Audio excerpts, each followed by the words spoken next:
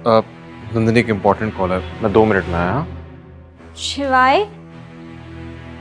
Hello. हाँ मैं बस 10 मिनट में पहुंच रहा हूँ। ओके। नंदिनी मुझे बहुत इंपॉर्टेंट मीटिंग पे जाना है, मैं थोड़ी देर में आता हूँ, फिर साइन करता हूँ। हाँ शिवाय लेकिन साइन तो कर दो, कहाँ जा रहे हो? अरे देखा तुमने, देखा बिना साइन किए हुए चला गया। बड़ी मीठी मीठी बातें करी थी उससे। मॉम बस करिए, चुप हो जाइए प्लीज। वैसे भी मेरी कंपनी डूब रही है, ऊपर से ये भिखारी है कि साइन ही नहीं कर रहा। अगले दिन शिवाय और नंदिनी की तीसरी मैरिज एनिवर्सरी थी। उसकी खुशी में शिवाय सुबह जल्दी उठकर महाकाल के दर्शन करने गया। अरे बुढ़िया, तेरे को ना समझा समझा कर थक गया हूँ मैं। यहाँ पर मेरा राज चलता है मेरा, और यहाँ पर जितने लोग धंधा करते हैं ना, वो सब के सब मुझे हफ्ता देते हैं। और अगर तुझे भी यहाँ धंधा करना है ना, तो मुझे हफ्ता देना होगा, हफ्ता। लेकिन बेटा मेरा तो धंधा हुआ ही नहीं, तो मैं कैसे पैसे दूं आपको? अरे मैं तुझे समझा समझा के थक चुका हूँ मैं। दुकान की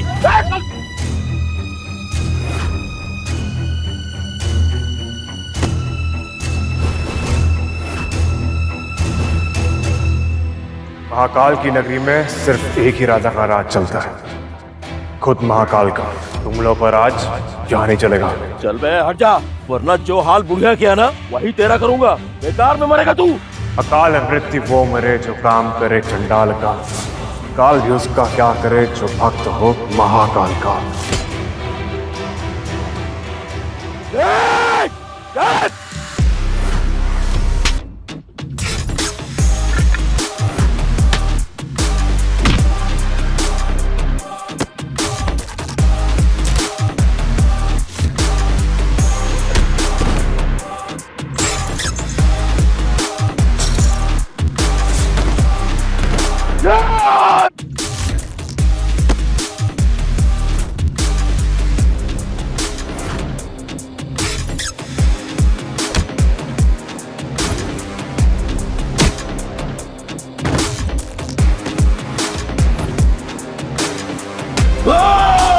अगर आज के बाद अम्मा को परेशान किया ना, तो महादेव की कसम। नहीं भाई भाई भाई भाई माफ कर दो, माफ करो। मैं आज से ये काम छोड़ रहा हूँ भाई भाई, माफ कर दो भाई। निकल।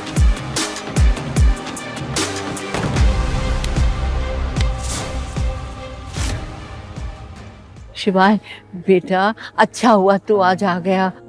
चिंता क्यों करती हो अम्मा, महादेव है ना तुम्हारी रक्षा के लिए। अम्मा इन लाल गुलाबों का एक खूबसूरत सा गुलदस्ता बना दो मेरे लिए। आज कोई खास दिन है? हाँ अम्मा, आज मेरी और नंदिनी की शादी की 3री सालगिरह है। लेकिन नंदिनी को इस बात की खबर है? अब मुझे पता हो या उसे, बात तो एक ही अम्मा। सालगिरह तो हम दोनों की है। प्यार अगर एक तरफा हो तो ज्यादा समय नहीं चलता बेटा। अम्मा ऐसे प्यार की तो बात ही कुछ और होती है। एक तरफा प्यार में भले ही आप सामने वाले की दुनिया का एक छोटा सा हिस्सा हो, लेकिन वो सामने वाला आपकी पूरी दुनिया बन जाता है। अगर महादेव की इच्छा रही तो जितना प्यार तू नंदिनी से करता है, उतना ही प्यार नंदिनी भी तुझसे करेगी। अच्छा, अब मैं तुम दोनों के लिए प्यारा सा गुलदस्ता बनाती हूँ। थोड़ी ही देर में गुलदस्ता तैयार हो गया था, जिसे देखकर शिवाय के चेहरे पर मुस्कान आ गई। अरे वाह, अब तो उसे प्यार करना ही होगा अम्मा। आपके फूलों की खुशबू उसे मेरा दीवाना बना देगी। ये लीजिए अम्मा। नहीं नहीं बेटा, आज जो तुमने मेरे लिए किया है उसके बाद ये पैसे लूंगी मैं। अम्मा अगर आप आज पैसे नहीं लेंगी ना, तो मैं फिर आपसे कभी फूल नहीं लूंगा। शिवाय की मीठी धमकी का अम्मा के पास कोई जवाब नहीं था। उन्होंने मुस्कुराते हुए पैसे ले लिए। शिवाय गुलदस्ता लेकर निकला अपनी रूठी हुई नंदिनी को मनाने और उसे एनिवर्सरी विश करने। हेलो, हाँ मेरा लोन सैंक्शन हो क्या? मेरा लोन सैंक्शन नहीं हुआ। आपको पता है मैं कौन बात कर रही हूँ? मुकेश बजाज की पोती। मुझे अर्जेंटली फंड्स की जरूरत है। और हेलो, नंदिनी की कंपनी इस समय भारी लॉस में थी। अपनी कंपनी को बचाने के लिए नंदिनी ने अगले दिन रीयूनियन पार्टी में जाकर अपने दोस्त देव से पैसों की मदद मांगने का फैसला कर लिया था। नंदिनी, डार्लिंग, अगर तुम चाहो ना तो कुछ ही मिनटों में करोड़ों कमा सकती हो और अपनी टूटती हुई कंपनी को बचा सकती हो। मतलब मैं कुछ समझी नहीं, कैसे?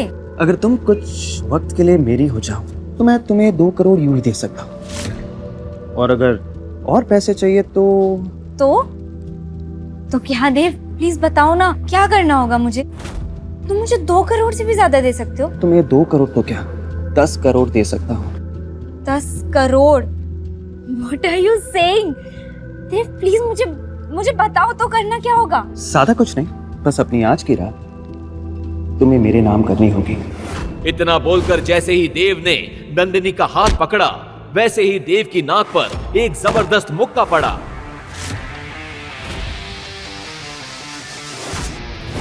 तेरी हिम्मत कैसे हुई ये घटिया बात करने की?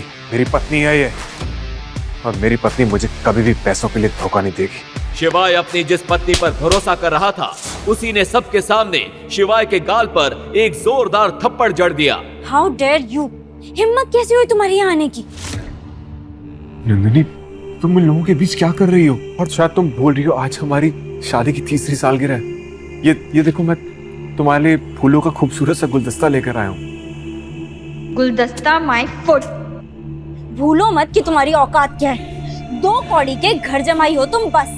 और क्या एनिवर्सरी? इन फूलों के सिवा तुमने दिया क्या है आज तक मुझे? अगर कुछ देना चाहते हो ना तो तलाक दे दो, मुझे छोड़ दो। मैं फिर नहीं रहना चाहती तुम जैसे भिखारी के साथ। दम घुटता है मेरा तुम्हारे साथ। मैं जैसी जिंदगी जीना चाहती हूँ वो मुझे देव दे सकता है। देव साहब। तभी वहां पुलिस की एंट्री हुई।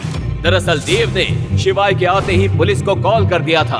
बताइए, कौन परेशान कर रहा है आपको? इंस्पेक्टर के इस सवाल पर देव ने शिवाय की तरफ इशारा कर दिया। क्या बे, बहुत ज्यादा पार्टी करने का शौक चढ़ा है, और वो भी अपनी औकात से बड़े लोगों की पार्टी में हंगामा करता है। ले चलो इसे, इसकी पार्टी तो मैं पुलिस स्टेशन में निकालूंगा। ले चलो। इंस्पेक्टर, एक बात का ध्यान रखना, इसकी इतनी अच्छी से खातिरदारी करना कि कल ये इसके सामने मेरे जूते पर अपनी नाक रगड़कर अपनी जान की भीख मांगे। आप ये मैटर मेरे पे छोड़ दीजिए, आप बस मैडम के साथ पार्टी एंजॉय कीजिए। और हाँ, मेरा ख्याल रख लेना बस। पहुंच जाएगा।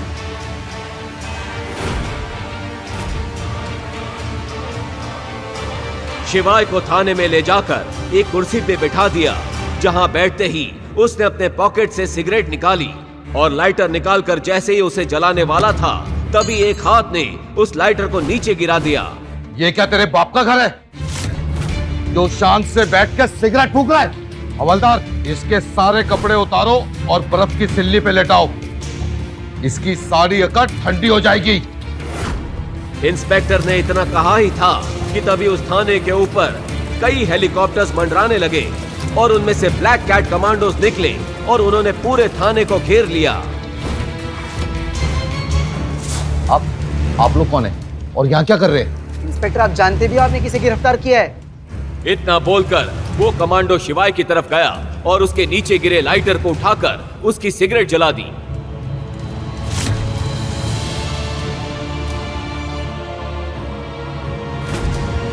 जैसे ही इंस्पेक्टर ने शिवाय के उस लाइटर को देखा तो उसके पैरों तले जमीन खिसक गई, उसकी टांगे कांपने लगी और वो अपने घुटनों पर आ गया और शिवाय के सामने हाथ जोड़कर बोला, मेजर महेश्वरी। आखिर क्यों उस लाइटर को देखकर डर गया था इंस्पेक्टर? क्यों वो शिवाय को बोल रहा था मेजर महेश्वरी? क्या है शिवाय और उसके उस लाइटर का राज? क्यों शिवाय को बचाने के लिए अचानक आ गए इतने सारे कमांडो? अगर शिवाय इतना बड़ा आदमी था तो क्यों वो बना हुआ था एक गरीब घर जमाई? क्या शिवाय की बीवी नंदिनी जान पाएगी उसका ये राज? अब क्या होगा आगे? 3 साल बाद सभी कमांडोज आज पहली बार शिवाय को देख रहे थे। सभी कमांडोज ने गर्व से शिवाय को सल्यूट किया। ये देखकर शिवाय भी जैसे तैसे अपनी जगह पर खड़ा हुआ और उन्हें सल्यूट किया। तभी कैप्टन सरताज सामने आकर बोले, सर, हमने आपको कहां नहीं ढूंढा और आप यहां हैं। हमें कल पता चला कि आप इस हाल में हैं, इसलिए मैं सारी बटालियन को लेकर आपको लेने आया हूं। Sorry sir, I am late. नहीं कैप्टन, तुम बिल्कुल सही वक्त पर आए हो। चलो अब यहां से निकलते हैं। मुझे बजाज मैंशन ड्रॉप कर दो जल्दी। इतना सब होने के बाद भी शिवाय नंदिनी के बारे में ही सोच रहा था। उसकी आंखों में कल रात की लगाई नंदिनी की आग दहक रही थी। शिवाय को वो आग बुझानी थी जो नंदिनी से मिलने के बाद ही बुझ सकती थी। शिवाय ने सबको वहां से वापस जाने का ऑर्डर दिया। Platoon fall back. Yes sir.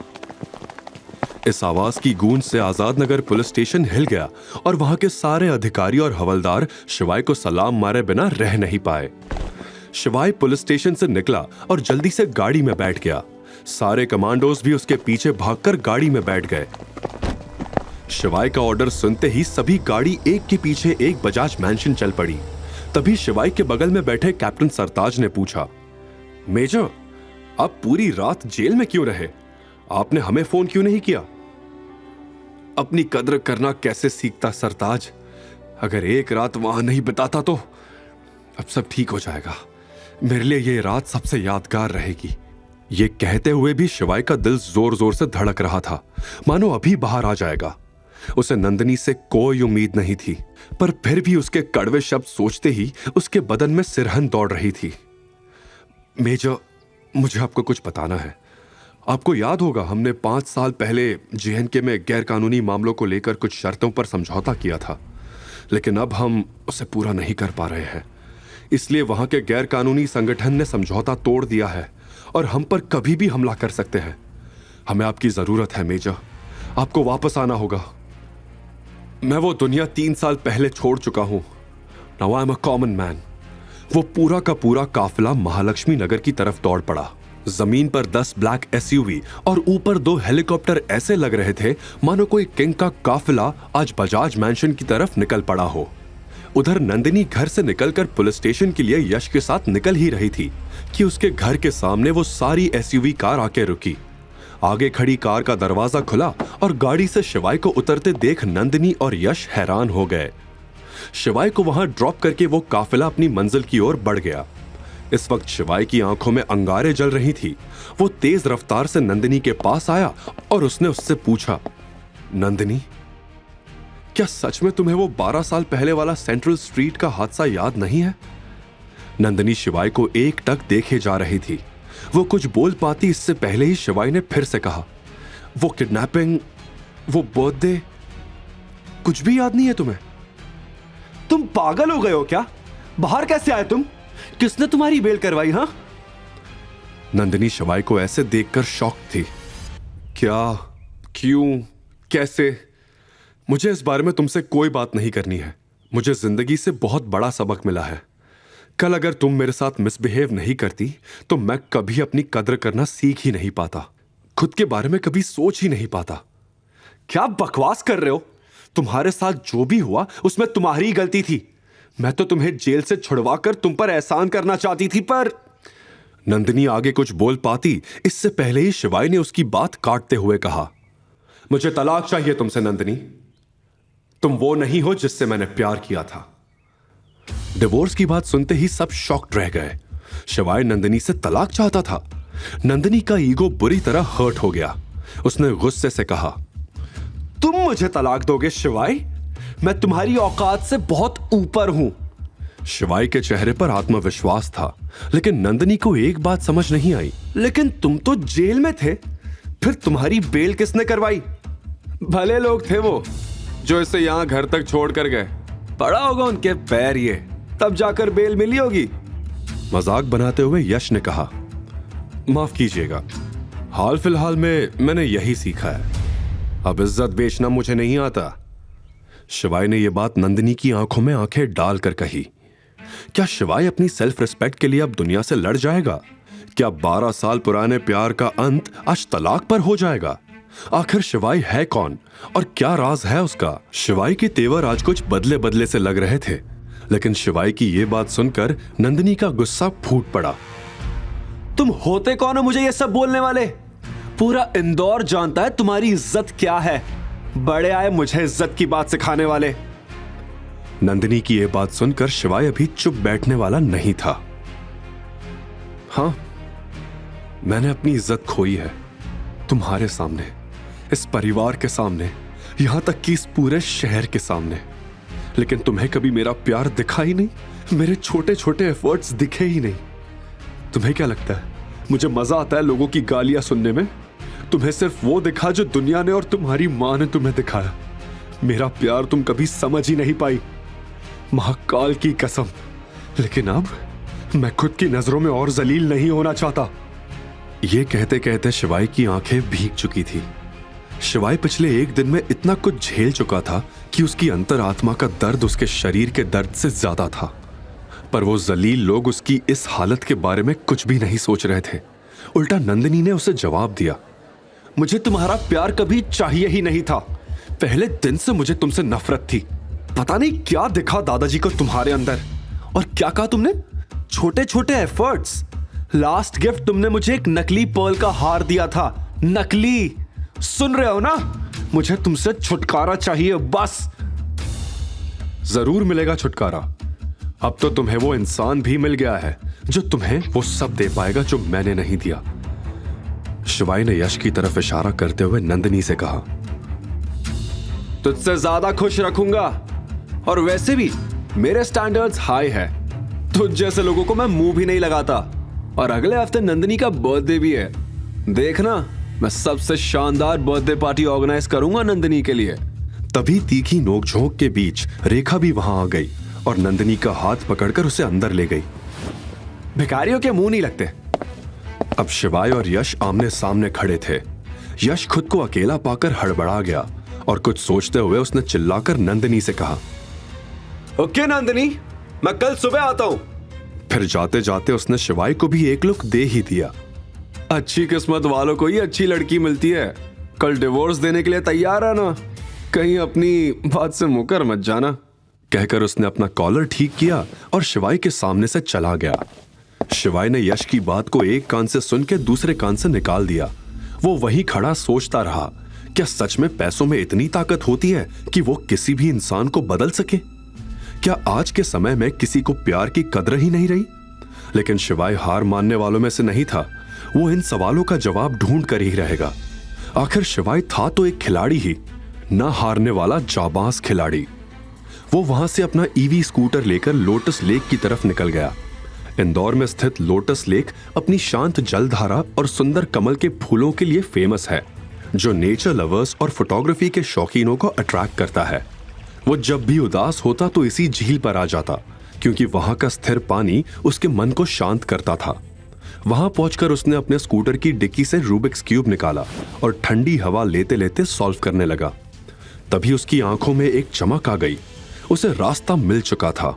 ये वही रास्ता था जिसे वो कभी मानने को तैयार नहीं था। उसे हमेशा लगता था कि नंदिनी ही वो लड़की थी जिसे उसने 12 साल पहले वादा किया था। लेकिन आज शिवाय इस रास्ते पे चलने को तैयार था। और हो भी क्यों ना, इन 3 सालों में इतनी जिल्लतें जो उसने सही थी सिर्फ और सिर्फ प्यार के लिए। लेकिन अब और नहीं। ये सोचते हुए उसने रूबिक्स क्यूब को सॉल्व किया, अपनी गाड़ी की डिक्की में रखा और अपनी जेब से फोन निकालकर किसी को कॉल किया। उसने इंदौर के सियागंज में एक 52 मंजिला बिल्डिंग में कॉल लगाया था। वो दुनिया की सबसे बड़ी कंपनीज में से एक थी जिसका नाम था इंडस ग्रुप। इस होल्डिंग कंपनी की कई सारी अलग अलग कंपनीज भी थी। Pharmacy, F&B, import export, constructions, textiles, ऐसे ही कई सारे सेक्टर्स में इनका दबदबा था। मुझे दिनेश कुमार से बात करनी है। दूसरी तरफ से आवाज आई, आपका नाम सर? शिवाय महेश्वरी। सर, हाफते हुए एक 50 साल के आदमी ने यह कहा। शिवाय का नाम सुन के उसके पैरों तले जमीन खिसक गई थी। उसके सिर पर पसीना चमक रहा था। तभी धीमी आवाज में शिवाय ने कहा, दिनेश जी, एक काम था आपसे। हाफते हुए ही कॉल की दूसरी तरफ से आवाज आई, बिल्कुल सर, लेकिन सर अब तक आप कहां थे? शिवाय की आवाज में अब बदलाव आ चुका था। रौबदार आवाज में उसने कहा, क्या आप मुझे ये पता लगाने में मदद कर सकते हैं कि 12 साल पहले इंदौर के सेंट्रल स्ट्रीट पर हुए किडनैपिंग मामले में शामिल वो लड़की कौन थी? क्या वो बजाज फैमिली की नंदिनी बजाज थी या कोई और थी? ये सुन के दिनेश ने पूछा, लेकिन सर 12 साल पहले के इंसिडेंट का पता लगाना मुश्किल होगा। क्या मैं जान सकता हूं कि आप नंदिनी बजाज को कैसे जानते हैं? बिना किसी हिचकिचाहट के शिवाय ने कहा, मैं कल उसे डिवोर्स देने वाला हूं। ये कहते हुए शिवाय के कंधे जो अब तक झुके झुके रहते थे वो अब उठ खड़े हुए थे। शिवाय की बातों में कॉन्फिडेंस दिख रहा था। और अपनी पुरानी लाइफ में वापस आने वाला हूं। और हां, सबको बता देना कि मैं वापस लौट आया हूं। यह सुनकर दिनेश हक्का बक्का रह गया। जैसे ही कॉल कट हुआ, दिनेश ने एक लंबी सांस ली। शिवाय से बात करके जैसे उसकी खुशी दुगनी हो गई थी। उसने जल्दी से अपना फोन उठाया और अपने सेक्रेटरी से कहा, कंपनी के सभी डायरेक्टर्स को इन्फॉर्म करो, हम एक बोर्ड मीटिंग करने जा रहे हैं और सबसे कहना हमारे बॉस लौट आए हैं। अमेरिका, ऑस्ट्रेलिया, यूरोप और साउथ एशिया की सभी कंपनीज के डायरेक्टर्स को इन्फॉर्म किया गया कि इंडस ग्रुप के मालिक, कंपनी के चेयरमैन मिस्टर शिवाय महेश्वरी लौट आए हैं। दूसरी तरफ कॉल काटते ही शिवाय मन ही मन सोचने लगा, नंदिनी, मैं सच में तुम्हें रानी बना के रखता अगर तुम मेरी पूरी बात सुन लेती तो। महाकाल की कसम, तुम्हें अंदाजा नहीं कि तुमने क्या खोया है। खेल तो अब शुरू हुआ है, आगे आगे देखो होता है क्या। इस समय दुनिया के हर कोने में मौजूद इंडस ग्रुप के लोगों को मैसेजेस आने लगे थे, चाहे वो कहीं भी हो या उनकी पहचान कुछ भी हो। सभी को अपने फोन पर एक मैसेज मिला, मैसेज फ्रॉम इंडस ग्रुप, शिवाय महेश्वरी इज बैक। यह खबर देखकर हर कोई, चाहे वो कुछ भी कर रहे थे, उत्साह से उछल पड़े। जो शब्दों से परे था, चाहे किसी ने उसे देखा हो या नहीं, एक बात तो स्पष्ट हो गई कि शिवाय सबका पसंदीदा था। तभी उस रूम में दिनेश का सेक्रेटरी आया। सेक्रेटरी को देखकर दिनेश झिझक उठा। तुम्हें दिखता नहीं है मैं बिजी हूं? नॉक करके आना चाहिए ना। This is very wrong. Dinesh का गुस्सा देखकर वो घबरा गया। सर, बजाज फैमिली का इनविटेशन था तो सोचा बता दूं, लेकिन कोई बात नहीं, मैं बाद में आता हूं। बजाज फैमिली का नाम सुनते ही दिनेश के कान खड़े हो गए। क्या कहा तुमने? बजाज फैमिली? सेक्रेटरी भी चौंका। जी हां, नंदिनी बजाज का बर्थडे इनविटेशन है, लेकिन मैं मना कर देता हूं। यह सुनते ही दिनेश चेयर से खड़ा हो गया। बिल्कुल नहीं, एक काम करो, इनविटेशन का रिप्लाई करो कि हम बर्थडे में शामिल होंगे और एक शानदार गिफ्ट का भी इंतजाम करो। जाते जाते सेक्रेटरी ने दिनेश से आखिर पूछ ही लिया, सर, क्या सच में शिवाय सर लौट आए हैं? हाँ। यह सुनते ही सेक्रेटरी चौंक गया, क्योंकि उसने शिवाय को कभी देखा नहीं था, मगर उसके बारे में ढेर सारी कहानियां सुनी थी। वो मन ही मन ये सोच के खुश होता रहा कि उसे भी शिवाय को देखने का मौका मिलेगा। अब खड़े खड़े मेरा मुंह ही देखता रहेगा या कुछ काम भी करेगा? दिनेश ने डांटते हुए कहा। वो बिना कुछ बोले वहां से चला गया। इस हड़बड़ी में देव अंदर आया। क्या बात है, आज इतना हंगामा क्यों हो रहा है ऑफिस में? देव वही लड़का था जिसने नंदिनी को ऑफर रीयूनियन पार्टी में दिया था, और दिनेश देव का चाचा था, जिस बात से शिवाय अनजान था। लेकिन देव का हुलिया देखकर दिनेश ने ही उससे पूछ लिया, ये तेरे सिर पे चोट कैसी? क्या हुआ? देव ये जानता था कि उसके चाचा उससे ये सवाल जरूर पूछेंगे। कुछ नहीं चाचा, बस कल रात रीयूनियन पार्टी में थोड़ा झगड़ा हो गया था। यह सुन के दिनेश के भाव तुरंत बदल गए। क्या? किसने किया ये? नाम बोल उसका। इंदौर शहर में किस मायके लाल में इतनी हिम्मत हुई कि तुझ पर हाथ उठाया? देव बताना तो चाहता था, लेकिन बताता भी तो क्या कि एक निकम्मे पति से मार खाई थी। यह उसकी शान के खिलाफ था। एक लड़का और उसके कुछ दोस्त थे, अकेला होता तो बताता उसे। देव हिचकिचा रहा था। दिनेश को इस बात की भनक लग चुकी थी। क्या चाहिए बोल? देव हिचकिचाते हुए बोला। चाचा, आपके फोन में भी तो कुछ लोगों के नंबर है ना जो मेरे लिए उसकी टांगे तोड़ सकते हैं? क्या मैं उनसे बात करके ये काम करवा सकता हूं? देव की बात सुन के दिनेश ने धीमी आवाज में उसे समझाया, तू मेरे बेटे जैसा है, इसलिए बता रहा हूं, अभी वक्त ठीक नहीं है। अगर कुछ उलट पुलट हो गया तो लेने के देने पड़ सकते हैं। यह सुन के देव ने अपनी बात पर थोड़ा और जोर दिया। चाचा, मैं ज्यादा कुछ नहीं, बस उसके हाथ पैर तोड़वाऊंगा। चाचा चाचा प्लीज। दिनेश भी अब मना नहीं कर पाया और अपनी जेब से फोन निकालकर उसे देने लगा, पर तभी हाथ वापस खींच लिया। नाम क्या उसका? नाम तो पता नहीं, लेकिन मेरी क्लासमेट का पति है। मामूली आदमी है, ज्यादा कुछ नहीं, देव ने बताया। फिर संतुष्ट होकर दिनेश ने भी फोन उसे दे दिया। और एक आखिरी बात, अगर कुछ कांड हो गया तो मुझसे बुरा कोई नहीं होगा। फिर याद रखना, कोई चाचा नहीं होगा तेरा। देव ने यह बात समझने का नाटक किया और तुरंत वहां से निकल गया। रूम से बाहर निकलते ही देव की आंखें गुस्से से लाल हो गई। उसने मन ही मन सोचा, टांग किसे तुड़वानी है, मुझे तो उसकी लाश चाहिए। इसी सोच के साथ देव ने दिनेश के फोन से ही कॉल किया। हेलो, मुझे उसकी लाश चाहिए, बदले में 20 लाख रुपए तुम्हारे। देव ने फोन कट किया और दिनेश को वापस दे दिया और खुशी के मारे वहां से निकल गया। हाँ, पुलिस से तो बच गया, अब हेडशॉट से बच के दिखा। उसको क्या मालूम था वो किससे भिड़ रहा था। अपने कर्मों से अनजान देव मुस्कुराता हुआ वहां से निकल गया। वहीं दूर ग्वालियर के राजमहल में लकड़ी के पुराने दरवाजे अचानक जोर जोर से खड़खड़ाने लगे थे और वहां के सूने गलियारे में किसी के आने की आहट महसूस होने लगी थी। आज पूर्णिमा की रात थी। आसमान में निकला पूरा चांद राजमहल पर अपनी चांदनी बिखेर रहा था। दरारों से हवा सीटियां बजाती हुई गुजर रही थी और दूर कहीं से भेड़ियों के रोने की खौफनाक आवाजें आ रही थी। वहां के 2 केयरटेकर भोला और किशन हाथों में लालटेन पकड़े कांपते हुए खड़े थे। उस खौफनाक माहौल को महसूस करते हुए भोला हकलाकर बोला, आज फिर वही रात आई है। आसमान में पूरा चांद निकला है। हाँ, बाहर चांदनी फैली हुई है, लेकिन अंदर वो अंधेरों का शैतान, राजमहल का शापित शैतान। किशन की बात पूरी होने से पहले ही दरवाजे और जोर से खड़कने लगे। ऐसा लग रहा था जैसे कोई उन दरवाजों को तोड़कर अभी बाहर निकल आएगा। किशन की आंखों में आंसू आ गए थे। कांपते हुए होठों से उसने कहा, कब आएगा हमारा शिवाय, वो विनाशक, हे महाकाल, कृपा करो। तभी अचानक एक तेज हवा का झोंका आया और लालटेन बुझ गई। फिर एकदम से राजमहल में सन्नाटा पसर गया था। उधर शिवाय इस वक्त इंदौर के विजयनगर में एक 5 स्टार होटल में चेक इन कर रहा था। तभी अचानक उसे लगा जैसे कोई उसे पुकार रहा था। शिवाय हड़बड़ा गया। फिर उसे लगा भ्रम हुआ होगा। शिवाय ने उस बात को इग्नोर किया और अंदर चला गया। इस वक्त शिवाय के मन में काफी सवाल थे।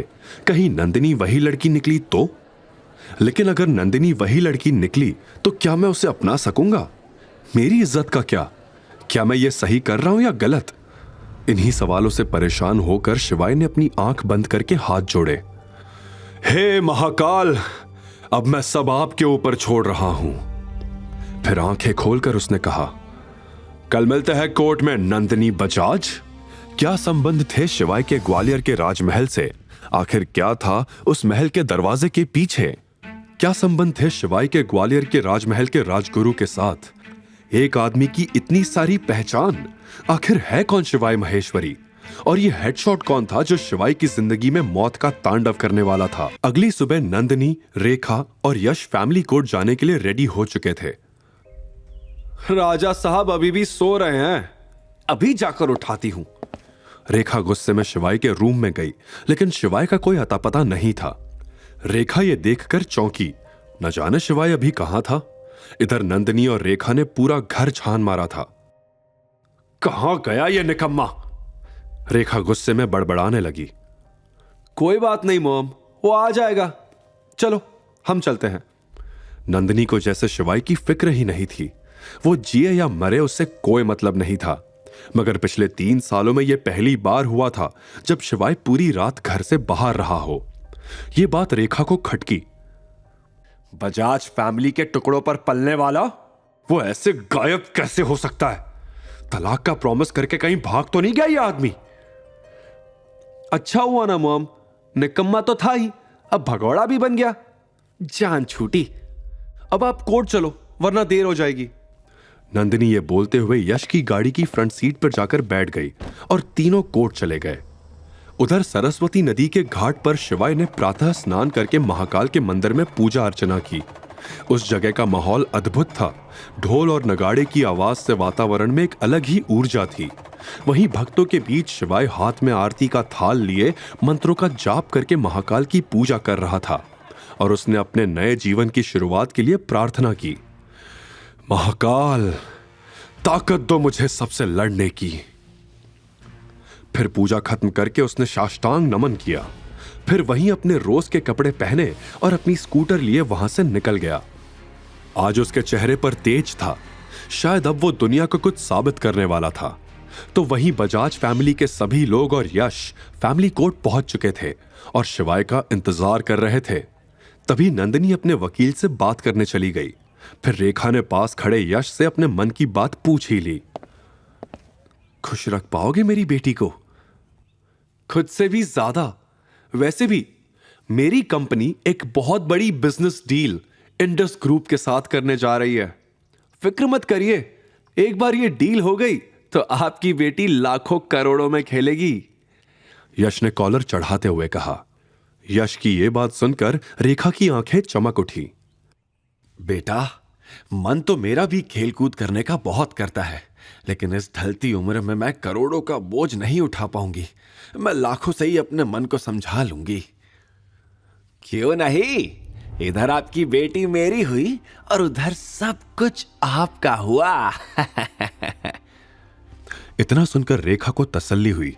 अब उसे अपने फ्यूचर की चिंता करने की जरूरत नहीं।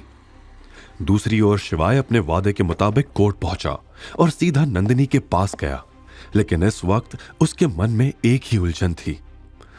मैंने जिसे मौत के मुंह से खींचकर निकाला था वो नंदिनी ही थी या फिर कोई और? शिवाय ने गंभीर लहजे में नंदिनी की आंखों में सीधा देखते हुए कहा। आज आखिरी बार पूछ रहा हूं नंदिनी, 12 साल पहले उस रात जो कुछ भी हुआ था उसके बारे में क्या तुम्हें कुछ भी याद नहीं? अब नंदिनी का गुस्सा 7वें आसमान पर पहुंच चुका था। उसने चिल्लाते हुए कहा, 12 साल, ये सुनते सुनते मेरे कान पक गए। अब अपनी वही पुरानी बकवास से मुझे इरिटेट करना बंद करो और अंदर चलकर चुपचाप डिवोर्स पेपर्स पर साइन करो। नंदिनी ने शिवाय को ऑर्डर दिया। अंदर पहुंचकर नंदिनी ने पेपर्स पर इतनी जल्दी साइन किए मानो उसे इसी दिन का बरसों से इंतजार रहा हो। नंदिनी, इस फटीचर से डिवोर्स लेकर तुमने बहुत अच्छा किया, यश ने कहा। चलो अब इस मनहूस से पीछा छूटा, रेखा ने मुंह बनाते हुए कहा। बजाज फैमिली के टुकड़ों पर पलने वाले, अब तेरा क्या होगा? यश ने हंसते हुए कहा। लेकिन शिवाय उसकी बात से चिढ़ा नहीं, बल्कि उसके चेहरे पर एक शांत मुस्कान थी। शिवाय ने पेपर्स पे जैसे ही साइन किए वैसे ही बजाज फैमिली और यश वहां से चले गए। वो अब शिवाय को एक पल भी नहीं देखना चाहते थे। शिवाय कोर्ट के बाहर निकला। वो सीढ़ियों से उतर ही रहा था कि तभी कोर्ट के बाहर 20 सुपर लग्जरी कार्स आकर खड़ी हो गई। एक साथ सभी कार्स के दरवाजे खुले और देखते ही देखते बॉडीगार्ड्स की पूरी फौज वहां जमा हो गई। इस बीच एक ब्लैक कार का दरवाजा खुला, जिसमें से 70 साल के एक बुजुर्ग सिर में शाही पगड़ी बांधे बाहर निकले। शिवाय को सामने देख वो खुशी से फूले नहीं समाये और दौड़कर शिवाय को गले से लगा लिया। राजमहल तुम्हारा इंतजार कर रहा है। एक राजा के बिना महल अधूरा है। मेरे बूढ़े कंधे अब जिम्मेदारियों का बोझ नहीं उठा पाएंगे। शिवाय राजगुरु को देख खुश हुआ। शिवाय ने उनके पैर छुए। राजगुरु ने शिवाय को कार में बैठाया और महल की ओर निकल पड़े। काफिले के आगे बढ़ते ही एक कार जो पहले से ही कोर्ट में मौजूद थी काफिले का पीछा करने लगी। शिवाय मन में एक पहेली लिए अपनी पुरानी दुनिया में वापस लौट रहा था। उसका काफिला इंदौर शहर को पीछे छोड़कर आगे बढ़ चुका था। तभी फोन बजा। कॉल इंडस ग्रुप के दिनेश सिंह का था। जैसे जैसे फोन पर बात आगे बढ़ती गई वैसे वैसे शिवाय के चेहरे के भाव भी बदलने लगे। मुझे इंडस टावर ले चलो जल्दी, फोन काट के शिवाय ने ड्राइवर से कहा। यह सुन के राजगुरु भी परेशान हुए। क्या हुआ? तुम तो हमारे साथ ग्वालियर चल रहे थे। मेरा वहां जाना बहुत जरूरी है, आप जाओ, यह काम खत्म करके मैं आ जाऊंगा। राजगुरु ये सुनकर खुश नहीं थे, लेकिन अब शिवाय ने बोल दिया तो बोल दिया। फिर काफिला इंडस ग्रुप की बिल्डिंग के सामने रुका। शिवाय भागा भागा अंदर गया। वहीं पिछली शाम शहर के बीचों बीच एक सीक्रेट क्लब के बेसमेंट में, जहां सभी तरह के इलीगल काम होते थे, एक शानदार मीटिंग रखी गई थी, जिसमें अरबपति, करोड़पति, हत्यारे, शार्प शूटर्स और अंडरवर्ल्ड में नए भर्ती हुए लोग कमरे में भरे हुए थे। आज से चाहे वो ईस्ट सिटी का पार्ट हो या वेस्ट स्ट्रीट का या सर्राफा मार्केट हो, सभी को एक नाम याद रखना होगा, और वो है मेजर शिवा। अब जब मेजर वापस आ रहे हैं तो हमें सभी मतभेदों को त्याग कर उनका स्वागत करना होगा। हमें भूलना नहीं चाहिए कि उन्होंने हमारे लिए क्या किया था। यह ऐलान एक अधेड़ उम्र के इंसान ने किया, जो उन सभी का सुप्रीम था। एक बड़े रूम के बीचों बीच बड़ी सी कॉन्फ्रेंस टेबल रखी हुई थी। वहीं कमरे के आखिर में एक बार था, जिस पर सफेद मूंछों में एक आदमी बैठा था। सभी नए किलर्स कॉन्फ्रेंस टेबल को घेरे हुए थे, और इन सभी लोगों के शरीर पर टैटू और घावों के निशान थे। मीटिंग जोरों शोरों पर थी। टेबल को बजा के सभी ने इस बात का समर्थन किया। पीछे खड़े दो नए किलर्स, डागा और तेजा, थोड़े कंफ्यूज थे। ये कौन है जिसके बारे में बातें हो रही है? तू जानता है क्या? डागा ने पूछा। तो तेजा ने कहा, ना, बिल्कुल नहीं। दोनों ये समझ नहीं पा रहे थे कि ये मेजर कौन था।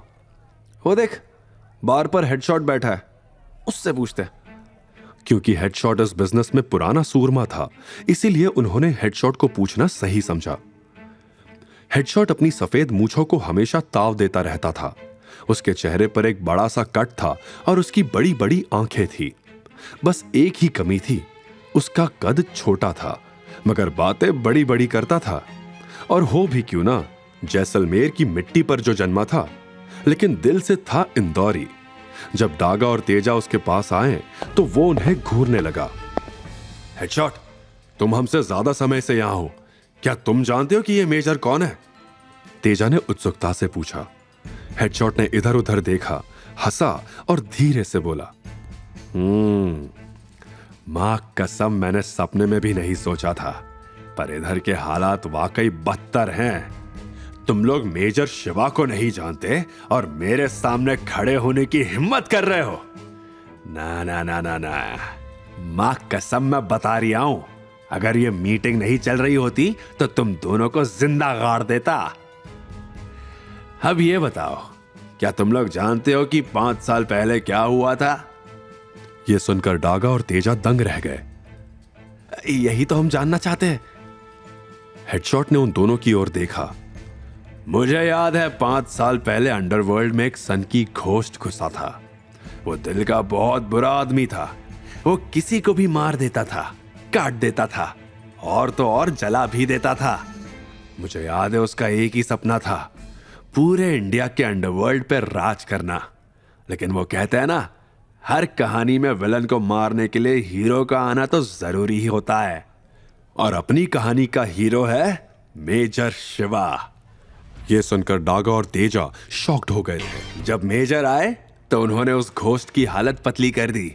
रातों रात उन्होंने उसकी बनाई अंडरवर्ल्ड की दुनिया को तबाह किया था। मुझे आज भी याद है उनके गले की वो रुद्राक्ष माला। जैसे जैसे हेडशॉट कहानी बताया जा रहा था, वैसे वैसे उसकी आंखें बड़ी होती जा रही थी। फिर क्या हुआ? तेजा ने उत्सुकता से पूछा। हेडशॉट ने बोलना जारी रखा। उन्होंने सभी को तितर बितर कर दिया था। मां कसम, सच बता रही हूं, अपनी इन आंखों से उन्हें 735 प्रोफेशनल किलर्स को मारते देखा था, अकेले, बिना किसी हथियार के, अपने हाथों से। कहानी सुनाते सुनाते हेडशॉट के भाव बदलने लगे। घोस्ट की संगत में मैंने भी कई मासूमों की जान ली थी। बस फिर क्या था, मेजर ने मुझे इतना मारा, और साथ ही निशान के तौर पे चेहरे पे यह कट दे दिया। बस उस दिन से मैं उनका भक्त हो गया। महाकाल का रूप है वो। उन्होंने हम जैसे बुरे लोगों के साथ भी इतना अच्छा किया। ये निशान आज भी मुझे उनकी याद दिलाता है। यह सुनकर डागा और तेजा की आंखें फटी की फटी रह गई। उन्हें बिल्कुल यकीन नहीं हुआ। चल झूठा, तुम कुछ भी कहोगे और हम उस पर यकीन कर लेंगे, डागा ने कहा। हेडशॉट ने बस उन दोनों की तरफ सिर उठाकर देखा और मंद मंद मुस्कुराया। क्या तुमने देखा है उन्हें कभी? तेजा ने पूछा। हेडशॉट ने अपनी बची हुई ड्रिंक खत्म की। बेटा, शेर की दहाड़ी काफी है उसका परिचय देने के लिए। चेहरा देखा नहीं तो क्या, महसूस तो किया है। उस अंधेरी काली रात में एक अकेला शेर सभी गीदड़ों पर भारी पड़ा था। तभी हेडशॉट का फोन बजा। उसने नाम देखते ही कॉल उठा लिया। जी हुजूर, फरमाइए, क्या सेवा कर सकता हूं? लेकिन जैसे ही फोन की दूसरी ओर की आवाज सुनी तो उसके चेहरे के भाव बदल गए। मैं देव बोल रहा हूं, दिनेश का भतीजा। यह सुन के उसने धीमी आवाज में कहा, मां कसम छोटे मालिक, आपकी आवाज डिट्टो मालिक जैसी है। बताओ क्या काम था? फिर फोन से आवाज आई, एक आदमी का एनकाउंटर करवाना था। हेडशॉट ने देव की बात सुन के कहा, माफ कीजिएगा, लेकिन मैं आपका अभी कोई काम नहीं ले सकता।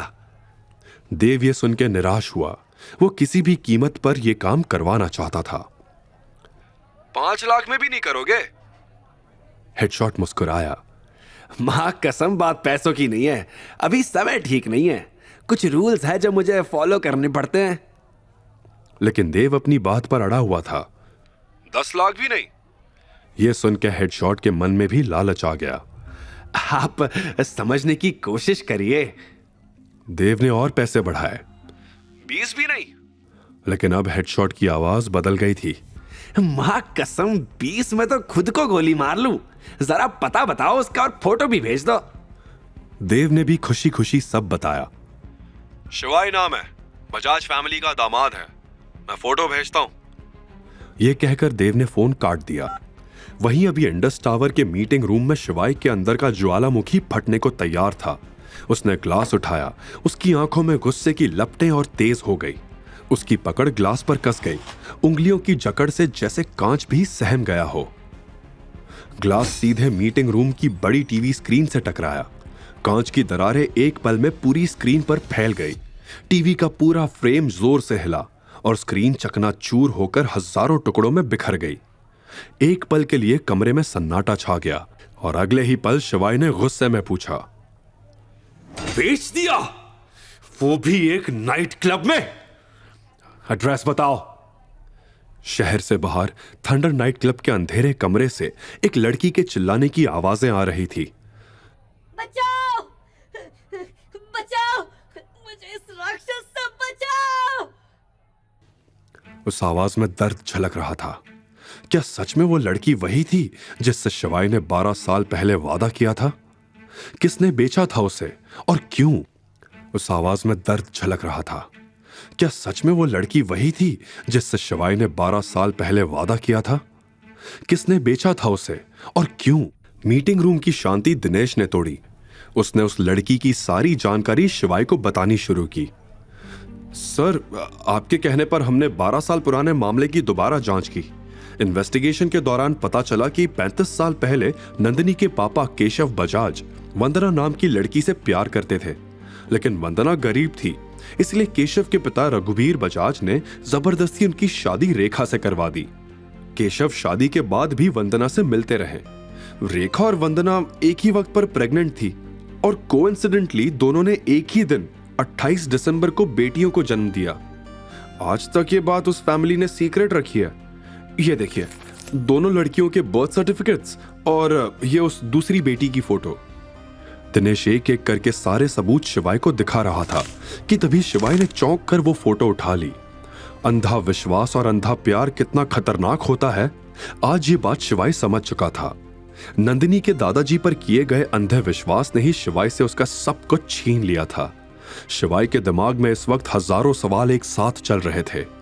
नंदिनी के दादाजी ने कितनी सफाई से शिवाय को कन्विंस कर लिया था कि 12 साल पहले वो जिससे मिला था वो नंदिनी ही थी।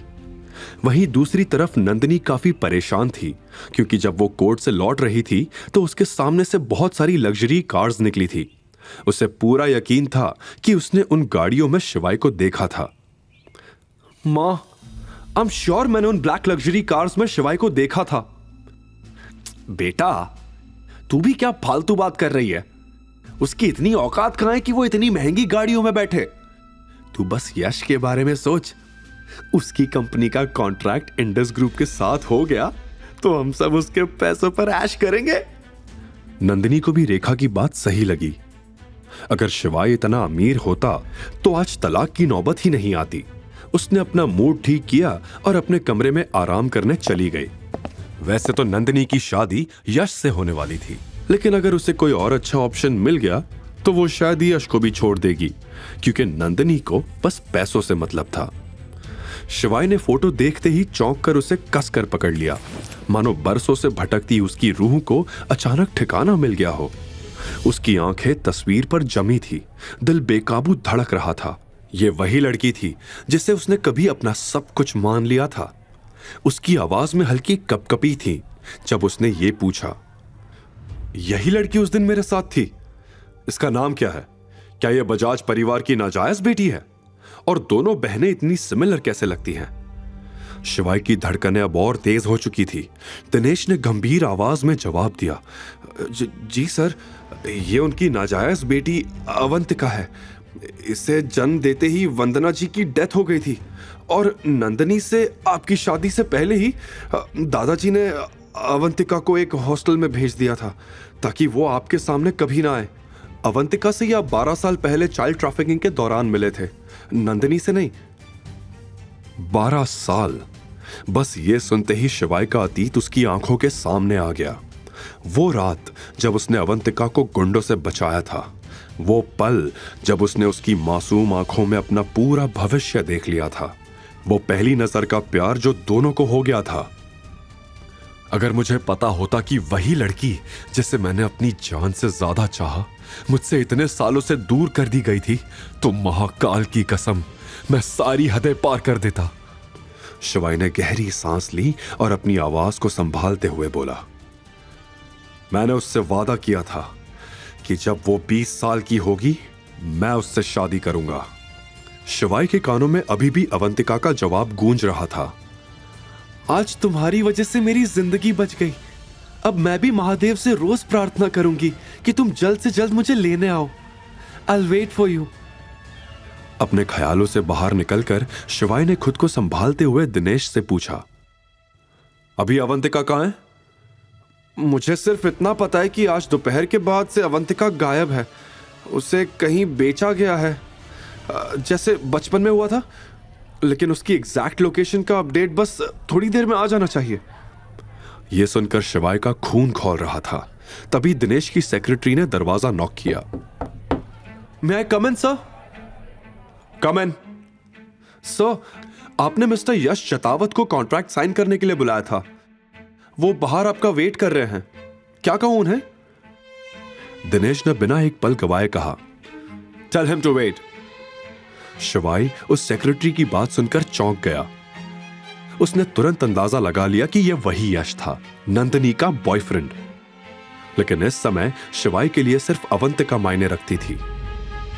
ऐसा लग रहा था मानो यह सब उसके खिलाफ कोई सोची समझी साजिश थी जो बजाज परिवार ने मिलकर रची थी। लेकिन अब शिवाय से लोकेशन जानने का वेट और नहीं हो रहा था। उसका दिल घबरा रहा था कहीं अवंतिका के साथ कुछ गलत ना हो जाए कि तभी दिनेश का फोन बजा। कॉल उठाते ही दिनेश ने हड़बड़ी में पूछा, कुछ पता चला मिस अवंतिका का? लेकिन बदले में जो जवाब मिला उसे सुनते ही दिनेश के पैरों तले जमीन खिसक गई। दिनेश के रिएक्शंस शिवाय को परेशान कर रहे थे। क्या हुआ अवंतिका को? कहां है वो? दिनेश ने घबराते हुए कहा, सर, एक बड़ी गड़बड़ हो गई है। रेखा ने अवंतिका को थंडर नाइट क्लब में 2 करोड़ में किसी विकी नाम के आदमी को बेच दिया है। शिवाय ने विकी का नाम सुना था। वो बेहद घटिया इंसान था। उसकी फितरत ही गंदी थी। लड़कियों को अपने पैसों और ताकत से खरीदना उसका शौक था। वो लड़कियों को सिर्फ एक सामान समझता था। उनकी बेबसी का फायदा उठाकर उन्हें शिकार बनाता था। शराब, जुए और काले धंधे में विकी का नाम हमेशा गलत कामों से जोड़ा जाता था। लेकिन उसकी पहुंच इतनी ऊंची थी कि अब तक कोई उसे छू भी नहीं पाया था। वहीं दूसरी तरफ अवंतिका के सामने बैठा आदमी विकी उसे भूखे कुत्ते की तरह देख रहा था। अवंतिका वहां का माहौल समझ चुकी थी, इसलिए जल्द ही वहां से निकलना चाहती थी। लेकिन विकी के इरादे कुछ और ही थे। अवंतिका विकी से कुछ कह पाती इससे पहले ही विकी का फोन बजा। वो आ गई है, मेरे सामने बैठी है। मुझे बिल्कुल उम्मीद नहीं थी कि तुम ऐसी बला को मेरे पास भेजोगी। रखता हूं, कल घर आकर पैसे ले जाना। दूसरी तरफ ये सुनकर रेखा मुस्कुराई। देख, मुझे पुलिस का कोई चक्कर नहीं चाहिए। तेरा सौदा है, तेरा जिम्मा है। फोन रखते हुए रेखा ने चैन की सांस ली और कहा, अब ना इस लड़की का कोई नाम रहेगा, ना कोई पहचान। अवंतिका विकी की बात सुनकर डर गई। विकी किसे पैसे देने की बात कर रहा था। वो नजरें चुराकर अपने कपड़े एडजस्ट करने लगी। अवंतिका, इतनी दूर क्यों हो? मेरे बगल में आकर बैठो, डील साइन करनी है ना? विकी ने कहा। यह सुनते ही अवंतिका के बदन में सिरहन दौड़ गई। विकी के इरादे अब उसे पूरी तरह समझ आ चुके थे। अवंतिका आज फिर से एक बड़ी मुसीबत में फंस गई थी। अचानक उसके दिमाग में बचपन की सारी यादें उमड़ पड़ी। कैसे रेखा उसे मारती थी और घर का सारा काम करवाती थी।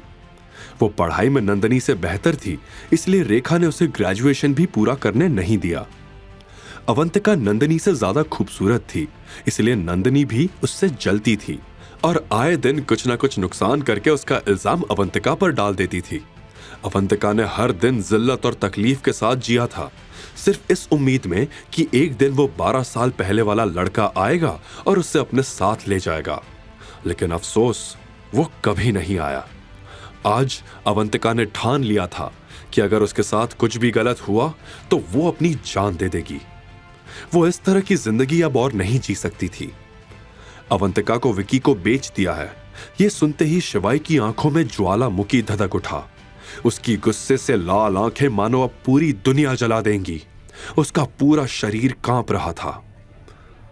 मुझे अभी के अभी थंडर नाइट क्लब जाना है, फटाफट गाड़ी निकालो, फास्ट। और एक बात और, आज यहां जो भी बात हुई है उसे कॉन्फिडेंशियल रखना। जब तक अवंतिका नहीं मिल जाती, मैं नहीं चाहता किसी को भी मेरी सच्चाई का पता चले। Of course sir, don't worry, हम ध्यान रखेंगे, दिनेश ने जवाब दिया। शिवाय तेजी से लिफ्ट की ओर बढ़ा, लेकिन हर सेकंड उसे भारी लग रहा था। उसकी सांसें तेज हो रही थी। अवंतिका, मैं आ रहा हूं, बस थोड़ा सा इंतजार कर लो, बस थोड़ी देर के लिए खुद को संभाल लो। वो खुद से बड़बड़ा रहा था कि तभी यश उसके सामने आ गया। शिवाय, तुम यहां गार्ड की नौकरी के लिए अप्लाई करने आए हो क्या? पर यहाँ के तो गार्ड्स भी वेल क्वालिफाइड है। आई एम श्योर तुम्हें यहाँ से भी भगा दिया होगा। वैसे तुम चाहो तो मेरे यहाँ चपरासी की नौकरी कर सकते हो, 5,000 सैलरी दूंगा। शिवाय ने उसे इग्नोर करके आगे बढ़ने की कोशिश की, लेकिन यश ने उसका रास्ता रोक लिया। हो, तो अब तुम मुझे तेवर दिखाओगे? पता है, आज मैं इंडस कंपनी के साथ कॉन्ट्रैक्ट साइन करने जा रहा हूं। जैसे ही मेरी कंपनी और इंडस का कोलैबोरेशन हो जाएगा, मैं करोड़पति बन जाऊंगा। लेकिन तुम्हारे लिए तो इस गरीबी के साथ इंदौर में जीना ही मुश्किल हो जाएगा। अब तो नंदिनी भी निकल गई है तुम्हारे हाथ से। शिवाय की मुट्ठियां कस गई। उसके दिमाग में सिर्फ एक ही चीज चल रही थी, अवंतिका खतरे में है और ये बेवकूफ मेरा वक्त खराब कर रहा है। मेरे पास तुम्हारी बकवास सुनने का टाइम नहीं है, हटो मेरे रास्ते से, उसने दांत भींचते हुए कहा। शिवाय अब और एक सेकंड भी नहीं रुक सकता था। उसने बिना कुछ बोले यश को जोर से धक्का दिया और लिफ्ट में चला गया। यश लड़खड़ा गया, लेकिन अगले ही पल गुस्से से चिल्लाया, अबे 2 कौड़ी के आदमी, मुझे इग्नोर करके जा रहा है? एक बार ये कॉन्ट्रैक्ट साइन हो जाने दे, फिर तेरा ऐसा हाल करूंगा कि। तभी लिफ्ट बंद हो गई। जैसे ही लिफ्ट बंद हुई, शिवाय ने दिनेश को फोन लगाया और बस इतना कहा, There will be no deal between Yash and Indus Group. Noted, sir. कुछ ही पल में सेक्रेटरी भागते हुए यश के पास आया। मिस्टर यश, जल्दी चलिए। यश की आंखें खुशी से चमक उठी। क्या दिनेश जी फ्री हो गए? मैं कॉन्ट्रैक्ट साइन करने जा सकता हूं? नहीं, दिनेश जी का ऑर्डर है। वो आपसे कॉन्ट्रैक्ट कैंसिल कर रहे हैं। यश का चेहरा एकदम सफेद पड़ गया। क्या? ये क्या बोल रहे हो? होश में तो? मेरी पहले ही उनसे बात हो चुकी थी। मैंने अपना सब कुछ इस कॉन्ट्रैक्ट में लगा दिया है। अगर ये डील नहीं हुई तो मैं सड़क पर आ जाऊंगा। यश घबरा गया। आई एम सॉरी, लेकिन मैं कुछ नहीं कर सकता। यह मैनेजर का फैसला है। आपने हमारी कंपनी के बहुत बड़े आदमी को ऑफेंड किया है। उन्हीं के कहने पर यह डील कैंसिल की गई है। अब जल्दी से यहां से निकल जाइए, वरना मुझे गार्ड्स को बुलाकर आपको जबरदस्ती निकलवाना पड़ेगा। यश को समझ नहीं आ रहा था कि यह सब क्या हो रहा था। उसने इन 2 दिनों में किसी बड़े आदमी को ऑफेंड नहीं किया था, सिर्फ शिवाय को छोड़कर। लेकिन शिवाय, वो तो नंदिनी का 2 कौड़ी का एक्स हस्बैंड है, तो उसका ये सबसे कोई लेना देना नहीं हो सकता। नहीं। यश अपने दिमाग पर बहुत जोर डाल रहा था, लेकिन उसे कुछ समझ नहीं आ रहा था। वहीं दूसरी तरफ शिवाय ऑफिस बिल्डिंग के पार्किंग लॉट में आ गया। उसने कार स्टार्ट की और फुल स्पीड में वहां से निकल गया। उसे पता था 1 सेकंड की देरी भी अवंतिका की जिंदगी तबाह कर सकती थी। क्या वो इस वक्त विकी, जो एक भूखा दरिंदा था, उसके पास थी, जो बस उसे निगलने के लिए ही बैठा था? वहीं दूसरी तरफ देव भी अपनी बेइज्जती का बदला लेने के लिए तैयार था।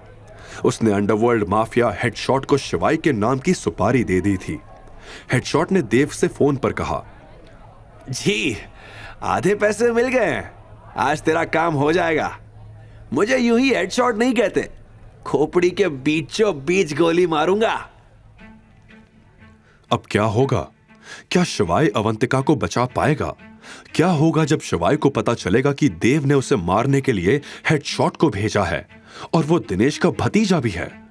यश की डील कैंसिल होने की खबर सुनकर रेखा और नंदिनी का क्या होगा? क्या यश को कभी पता चलेगा कि शिवाय कौन है? हे महाकाल, कुछ भी हो जाए, आज अवंतिका का ख्याल रखना। शिवाय ने जोर से कार का एक्सीलरेटर दबाया और गाड़ी रफ्तार पकड़ते हुए शहर के सारे सिग्नल्स तोड़ती हुई थंडर नाइट क्लब की ओर बढ़ने लगी। वहीं इंडस ग्रुप से निकलते वक्त यश के दिलो दिमाग में बस एक ही सवाल था कि उसने किसे ऑफेंड कर दिया था।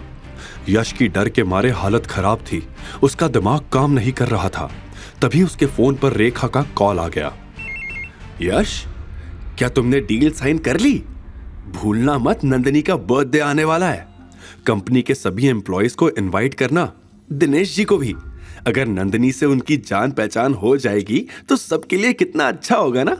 अब मेरा मतलब, अगर प्रोफेशनली जान पहचान हो जाएगी तो मेरी बात का गलत मतलब मत निकाल लेना।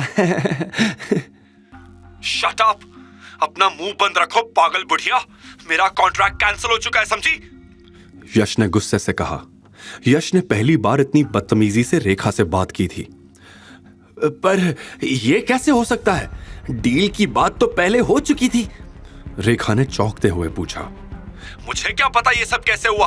मैं तो बर्बाद हो गया, रास्ते पर आ गया, और अब आप चाहती हैं कि मैं आपकी बेटी के लिए बर्थडे पार्टी अरेंज करूं, क्यों?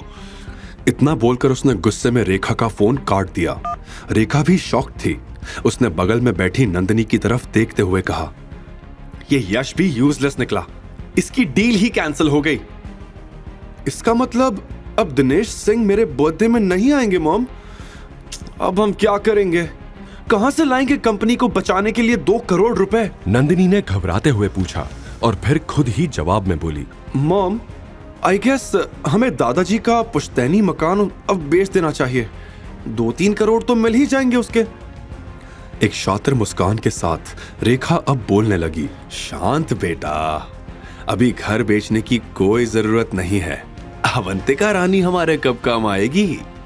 विकी नाम के अंडरवर्ल्ड माफिया को अवंतिका बहुत पसंद है और उसके लिए वो हमें 2 करोड़ रुपए देने के लिए तैयार है। 50 लाख एडवांस आ गए हैं, बाकी के कल लेने जाना है। बस अवंतिका आज की रात विकी के साथ बिता ले, फिर वो हमेशा के लिए उसकी होगी। नंदिनी ये सुनकर बहुत खुश हुई।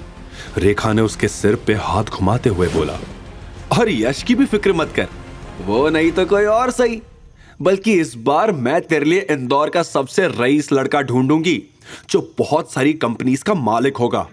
उसका बिजनेस फॉरेन में भी होगा और हर कोई उसके आगे सर झुकाएगा। रेखा इस सच से बिल्कुल अनजान थी कि जैसा लड़का वो नंदिनी के लिए ढूंढ रही थी, शिवाय बिल्कुल वैसा ही था जिसे उसने गरीब समझकर दुत्कार दिया था। मगर रेखा आज बहुत खुश थी क्योंकि एक तरफ उसे विकी से 50 लाख रुपए मिल गए थे और दूसरा अवंतिका से परमानेंट छुटकारा। दरअसल रेखा अवंतिका से नफरत करती थी और हमेशा उससे पीछा छुड़वाना चाहती थी। रेखा बचपन से ही अवंतिका का काल बनकर उसके पीछे पड़ी थी। वो अपनी सौतन के इस कलंक को जिंदा नहीं देखना चाहती थी और इसीलिए रेखा ने कई बार अवंतिका की जान भी लेनी चाहिए, मगर अपने ससुर और कानून से डरकर वो अपने इस घटिया इरादे को अंजाम नहीं दे पाई। इसीलिए आज कंपनी को बचाने के बहाने ही सही उससे अवंतिका को बेचने का अच्छा मौका मिल गया था। हालांकि एक कोशिश उसने 12 साल पहले भी की थी, अवंतिका को चाइल्ड ट्रैफिकिंग माफिया के हाथ बेचकर, लेकिन तब किस्मत से अवंतिका बच गई थी। पर इस बार रेखा को उसका प्लान सक्सेसफुल होता दिख रहा था। लेकिन शिवाय के होते हुए कोई अवंतिका का बाल भी बांका नहीं कर सकता था। इस समय शिवाय बस जल्दी से थंडर नाइट क्लब पहुंचना चाहता था, लेकिन रास्ते में उसे महसूस हुआ कि कोई उसकी गाड़ी का पीछा कर रहा था। शिवाय ने पीछे आ रही गाड़ी को इग्नोर करते हुए अपनी गाड़ी को तेज भगाया और थंडर नाइट क्लब की ओर निकल गया। ये देव के भेजे हुए आदमी थे जो इस समय शिवाय को मारने के लिए उसका पीछा कर रहे थे। हेडशॉट भी उसी गाड़ी की फ्रंट सीट पर बैठकर सब कुछ मॉनिटर कर रहा था। हेडशॉट को देव का कॉल आया तो फोन उठाकर हेडशॉट ने कहा, मिस्टर देव, डोंट वरी, इस आदमी को आज हम ठिकाने लगा कर रहेंगे। अब आप कह रहे हैं तो मैं तसल्ली से सो सकता हूं, देव ने कहा। थंडर नाइट क्लब पहुंचकर शिवाय ने कार को पार्क किया और एंट्रेंस की तरफ भागते हुए गया। इस 5 मंजिल इमारत में शहर के सारे इल्लीगल काम होते थे। शहर के सारे गुंडे माफिया हर रात यहां आते और अपने गलत कामों को अंजाम देते थे। शिवाय थंडर नाइट क्लब के काले कारनामों को जानता था, इसीलिए अवंतिका के पास जल्दी से जल्दी पहुंचना चाहता था। हेडशॉट ने कभी शिवाय उर्फ मेजर शिवा को नहीं देखा था, इसलिए उसे यह नहीं पता था कि वो किसे टारगेट कर रहा था। उधर जब शिवाय क्लब में दाखिल हो चुका था तो वहीं दूसरी तरफ अवंतिका इस वक्त सोफे पर घबराई हुई बैठी थी। उसने सिंपल ब्लैक सूट पहना था। बिना मेकअप के भी वो बहुत खूबसूरत दिख रही थी। विकी उसे देख देख कर पागल हो रहा था। विकी ने बिना देर किए अवंतिका का हाथ पकड़ लिया, लेकिन अवंतिका ने तुरंत अपना हाथ खींच लिया और सख्त आवाज में बोली, मिस्टर विकी, मैं यहां बिजनेस के सिलसिले में आपसे मिलने आई हूं, प्लीज थोड़ा तमीज से पेश आइए। दरअसल रेखा ने अवंतिका को यह कहकर विकी से मिलने भेजा था कि विकी 2 करोड़ रुपए बजाज इंडस्ट्रीज में इन्वेस्ट करना चाहता है, जिसके लिए अग्रीमेंट पेपर पर अवंतिका को उनके साइन करवाने थे। अवंतिका, इतनी जल्दी भी क्या है? डिस्कशन में कोऑपरेशन होना भी जरूरी है। चलो साथ में डिनर करते हैं, फिर मूवी देखेंगे। इतना कहकर वो अवंतिका के करीब आने लगा और फिर बोला, मैंने सुना है तुम बजाज फैमिली की नाजायज औलाद हो। तुम्हारे लिए तो वो जिंदगी बहुत मुश्किल होगी। देखो, तुम्हारे कपड़े भी सस्ते ही लग रहे हैं, पर अगर तुम चाहो तो मैं तुम्हें हर महंगे ब्रांड के कपड़े दिला सकता हूं। मेरे पास पैसों की कमी नहीं है, आ जाओ मेरी बाहों में। ये सुनते ही अवंतिका का खून खौल गया। उसने विकी की आंखों में देखते हुए सख्त लहजे में कहा, मिस्टर विकी, मैं वैसे लोगों में से नहीं हूं जो चंद पैसों के लिए अपना सेल्फ रिस्पेक्ट बेच दे। आप तमीज से बात करें। अब विकी का भी खून खौल गया। तुम मुझे मना कर रही हो? मुझे नीची नजरों से देख रही हो? मैंने ऐसा कुछ नहीं किया। आप मेरी बातों का गलत मतलब निकाल रहे हैं। मिस्टर विकी, हम यहाँ डील की बात करने आए हैं, तो प्लीज वही करते हैं। आप जल्दी से इन डॉक्यूमेंट्स पर साइन कर दीजिए। अवंतिका ने दोबारा हिचकिचाते हुए कहा। अब विकी को अवंतिका पर बहुत गुस्सा आ रहा था, लेकिन उसे अवंतिका का यह बिहेवियर और भी ज्यादा अट्रैक्ट कर रहा था। वो अवंतिका को छूने के लिए पागल हो रहा था। उसने अवंतिका के सामने सील्ड वाइन बोतल रखते हुए कहा, ये बोतल खत्म कर लेते हैं, फिर तुम जहां कहोगी मैं वहां साइन कर दूंगा। अब अवंतिका से रहा नहीं गया। वो गुस्से में बोली, मिस्टर विकी, आपका मन है तो साइन कीजिए, वरना मत कीजिए। मैं चलती हूं। Good bye. इतना कहकर अवंतिका ने अपना बैग उठाया और वहां से जाने लगी। लेकिन जैसे ही वो उठकर जाने लगी, विकी पीछे से बोला, तुम्हें क्या लगता है ये पब्लिक वॉशरूम है, जब मन चाहा आ गए और चले गए। विकी ने यह बोलते हुए अपना हाथ हिलाया और अचानक प्राइवेट रूम का दरवाजा बंद हो गया। शिवाय थंडर नाइट क्लब के अंदर पहुंच चुका था, पर इतनी बड़ी इमारत में वो ढूंढना शुरू कहां से करे, ये समझ नहीं पा रहा था। हेडशॉट ने भी अपना पूरा मामला तैयार कर लिया था। बंदूक उसके हाथ में थी और शिकार उसके सामने। तभी शिवाय को एक गेट पर एक बॉडीगार्ड दिखा। उसने बॉडीगार्ड को चीते की फुर्ती से दबोचा और फिर उसी की बंदूक उसके सिर पर तान कर पूछा, क्या यहाँ विकी नाम के आदमी के पास कोई 28 साल की लड़की आई है? वो कहाँ है? जल्दी बताओ वरना ये सारी गोलियां तुम्हारे अंदर उतार दूंगा। बॉडीगार्ड अपनी ही बंदूक देखकर डर गया, लेकिन उसने अपना मुंह बंद रखा। शिवाय ने बॉडीगार्ड के सर पर बंदूक से वार किया और उसे बेहोश करके सामने की तरफ भागते हुए निकल गया। वहीं दूसरी तरफ अवंतिका चिल्लाते हुए विकी से बोली, ये आप क्या कर रहे हैं? मुझे जाने दीजिए। तुम्हें सच में लगता है कि तुम्हें यहाँ डॉक्यूमेंट्स पर साइन लेने भेजा है? ओह माय गॉड, मैं तुम्हें सच बताता हूं, बजाज फैमिली ने तुम्हें 2 करोड़ में बेचा है मुझे। वो 50 लाख एडवांस भी ले चुके हैं, तो चुपचाप आओ और मेरे ऊपर बैठ जाओ। अवंतिका को यह सुन के जोर का झटका लगा। उसे इस घटिया सिचुएशन की बिल्कुल उम्मीद नहीं थी। वो तो दादी के कहने पर यहां आई थी, तो क्या दादी भी सबके साथ मिली हुई थी? नहीं, ये सच नहीं हो सकता। वो खुद ही बड़बड़ाने लगी। तभी विकी पीछे से उसके करीब आया और उसने अवंतिका की कमर पकड़ ली। अवंतिका ने खुद को संभाला और विकी का हाथ झटककर उसे जोर का तमाचा जड़ दिया। जब दरवाजा नहीं खुला तो अवंतिका रोते हुए चिल्लाने लगी, दरवाजा खोलो, बचाओ मुझे, कोई है? प्लीज मेरी मदद करो। उसे चिल्लाते देख विकी जोर से हंसा और बोला, चिल्लाओ और चिल्लाओ, लेकिन आज तुम्हें बचाने कोई नहीं आएगा। मेरे पास मत आना, वरना मैं पुलिस को बुला दूंगी। उधर जब अवंतिका ने हार मान ली थी, तब इधर शिवाय धीरे धीरे सारे बॉडीगार्ड्स का सामना करते हुए नाइट क्लब की भूल भुलैया में आगे बढ़ रहा था। और देव के कहने पर हेडशॉट भी अपनी ब्लैक एसयूवी में फैमिली कोर्ट से शिवाय का पीछा कर उसे मारने का मौका ढूंढ रहा था। हे महाकाल, मेरी इज्जत बचा लो। अवंतिका ने मन ही मन सोचा, लेकिन एक फूल सी नाजुक अवंतिका का इस राक्षस से बच पाना नामुमकिन था। वहीं शिवाय नाइट क्लब के हर रूम का दरवाजा तोड़ तोड़ कर देख रहा था। उसे लग रहा था कि अवंतिका उन्हीं कमरों में से किसी एक में थी, लेकिन हर टूटे दरवाजे के पीछे उसे नाकामयाबी ही मिली। तभी शिवाय की नजर एक रूम पर पड़ी, जिसके बाहर 2 बॉडीगार्ड्स खड़े थे। उन गार्ड्स को देखते ही शिवाय समझ गया कि अवंतिका इसी रूम में होगी। और जैसे ही शिवाय उस रूम में दाखिल होने के लिए आगे बढ़ा, तो गार्ड्स ने शिवाय का रास्ता रोक दिया। उन्हें लग रहा था कि शिवाय उनके रोकने से रुक जाएगा। महाकाल की कसम, तुमने मेरा रास्ता नहीं छोड़ा तो मैं तुम्हारा सांस लेना भी छुड़वा दूंगा, शिवाय ने गुस्से में उन गार्ड्स से कहा। यह सुनकर दोनों गार्ड्स ने शिवाय पर हमला कर दिया, लेकिन उन नादानों को क्या पता कि शिवाय कौन था। शिवाय ने पलक झपकते ही उन दोनों को चारों खाने चित कर दिया। बचाओ! रूम के अंदर से अवंतिका के चिल्लाने की आवाज आई। आवाज सुनकर शिवाय का गुस्सा 7वें आसमान पर पहुंच गया। वो दरवाजे से 5 कदम पीछे गया, एक गहरी सांस ली और जोर से चिल्लाया, हर हर महादेव! और फिर पूरी ताकत से दरवाजे की ओर दौड़कर उसे एक जबरदस्त लात मार दी। दरवाजा धड़ाम से नीचे गिर गया। विकी और अवंतिका की नजर दरवाजे पर पड़ी। उनके सामने लाल आंखों और बिखरे बालों वाला शिवाय, जो गहरी सांसें लेते हुए किसी घायल शेर से कम नहीं लग रहा था। शिवाय का यह रूप देखकर विकी के पसीने छूट गए। तुरंत उसने अवंतिका को छोड़ दिया। शिवाय की नजर सीधे उस चेहरे पर गई जो उसने 12 साल पहले देखा था। एक पल के लिए सब थम गया था।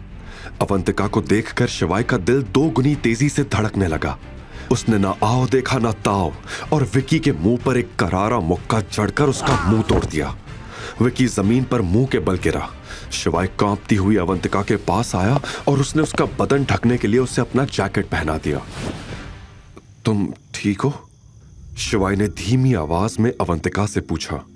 सहमी हुई अवंतिका कुछ बोल नहीं पा रही थी, वो बस रोए जा रही थी। ऐसे में शिवाय ने उसे दिलासा देते हुए कहा, डरो मत, अब सब ठीक हो जाएगा। इतने में उधर विक्की अपनी जगह से उठा और मुंह से खून थूकते हुए तैश में बोला, कौन है बे तू? मेरे ही क्लब में आकर मुझसे पंगा लेने की तेरी हिम्मत कैसे हुई?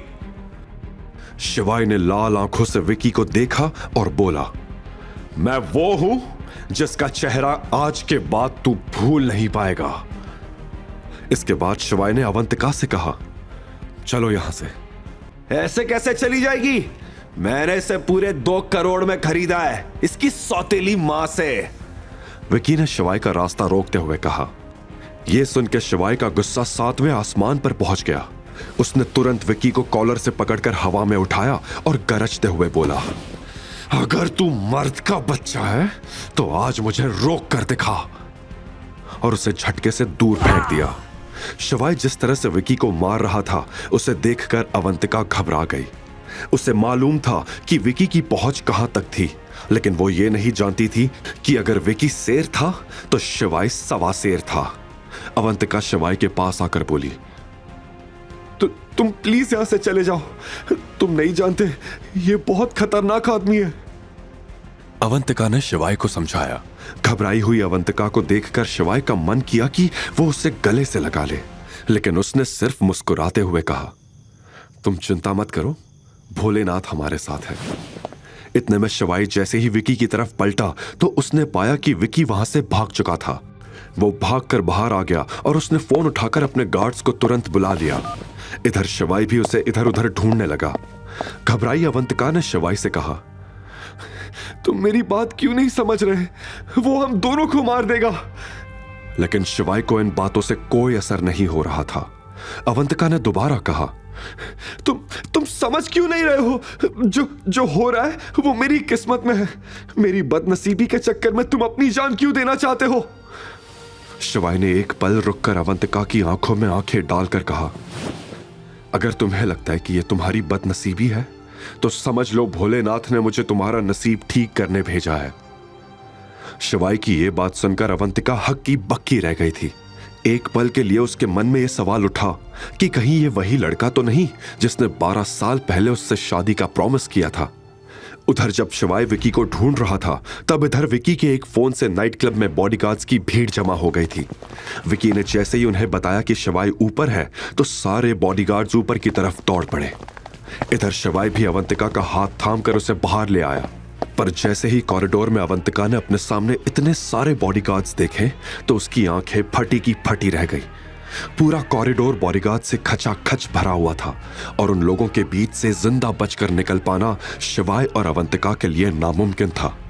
अवंतिका को यह मलाल था कि उसके चक्कर में शिवाय भी मारा जाएगा। ऐसे में उसने कहा, मैंने कहा था ना तुमसे कि निकल जाओ, अब हम क्या करें? घबराहट के मारे अवंतिका का शरीर कांप रहा था, लेकिन शिवाय के चेहरे पर कोई शिकन नहीं थी। उसने अवंतिका की कलाई थामकर उससे कहा, यहीं खड़ी रहो, मैं बस 5 मिनट में आया। शिवाय ने कहा और बेधड़क किसी धधकते हुए कोयले की तरह उन गार्ड्स की तरफ बढ़ने लगा। उसके माथे पर डर की एक भी सलवट नजर नहीं आ रही थी। उधर जब शिवाय उन गार्ड्स की तरफ बढ़ा तो नाइट क्लब के बाहर वही कार आकर रुक गई जो शिवाय का फैमिली कोर्ट से पीछा कर रही थी। कार का दरवाजा खुला और उसमें से हेडशॉट बाहर निकला। तूने तो इस खेल को और भी आसान बना दिया शिवाय। शिकार खुद चलकर पिंजरे में आ गया। इस क्लब का चप्पा चप्पा पता है मुझे। हेडशॉट मन ही मन ये बात सोचकर मुस्कुराया और फिर आगे बढ़ने लगा। इधर शिवाय उन सभी गार्ड्स को गंभीर नजरों से देख रहा था। गार्ड्स खुद शिवाय की आंखें देखकर कहीं ना कहीं घबरा रहे थे। शिवाय ने उनकी तरफ देखते हुए कहा, जान प्यारी हो तो एक एक करके नहीं, सब एक साथ आना। ये सुनते ही सभी गार्ड्स शिवाय की तरफ भागे। शिवाय भी उन्हें आते देख जोर से दहाड़ा और सबसे पहले जो गार्ड आया शिवाय ने उसको मुक्का मारकर उसका चाकू छीन लिया। शिवाय के हाथ में चाकू आते ही वो बेकाबू हो गया। उसका चाकू लगातार चलता जा रहा था। उधर कॉरिडोर में खड़ी अवंतिका शिवाय का ये रूप देखकर घबरा गई और उसने अपनी आंखें बंद कर ली। उन बॉडीगार्ड्स की चीखों से पूरा कॉरिडोर गूंज उठा था। कुछ सेकंड्स के बाद जब आवाज थमी तो अवंतिका ने अपनी आंखें खोल ली। सामने जो नजारा था उसे देखकर उसका मुंह खुला का खुला रह गया। शिवाय की शर्ट खून से लथपथ तो थी, लेकिन उसके शरीर पर एक भी घाव नहीं था। शिवाय ने अपने हाथ से चाकू फेंका और फिर अवंतिका की तरफ देखकर मुस्कुराने लगा। शिवाय को सही सलामत देखकर अवंतिका की जान में भी जान आ गई थी। शिवाय ने अपने हाथ में लगा खून अपनी पैंट पर पोंछा और फिर अवंतिका के बालों को ठीक करते हुए बोला था ना 5 मिनट। ये बात सुनकर अवंतिका भी मुस्कुरा दी। कुछ सेकंड्स के बाद जब शिवाय अवंतिका का हाथ थामकर सीढ़ियों से नीचे आया तो विकी यह नजारा देखकर हक्का बक्का रह गया। उससे तो लगा था कि वो शिवाय की लाश देखेगा, लेकिन यहां तो शिवाय जिंदा था। यह देखकर विकी का गुस्सा और भी बढ़ गया, लेकिन वो कर भी क्या सकता था। शिवाय ने गुस्से भरी नजरों से विकी को देखा और धीरे धीरे उसकी तरफ बढ़ने लगा। जैसे जैसे शिवाय उसके पास आ रहा था, विकी का गला सूखता जा रहा था। शिवाय विकी के काफी करीब पहुंच चुका था, लेकिन इससे पहले कि वो विकी से कुछ कहता, उसे पीछे से एक गोली चलने की आवाज आई। शिवाय ने भी पीछे मुड़कर देखा तो उसकी आंख फटी की फटी रह गई। किसी ने अवंतिका के सर पर गन लगा रखी थी। ये और कोई नहीं बल्कि हेडशॉट था। फिर हेडशॉट शिवाय के ऊपर हंसने लगा।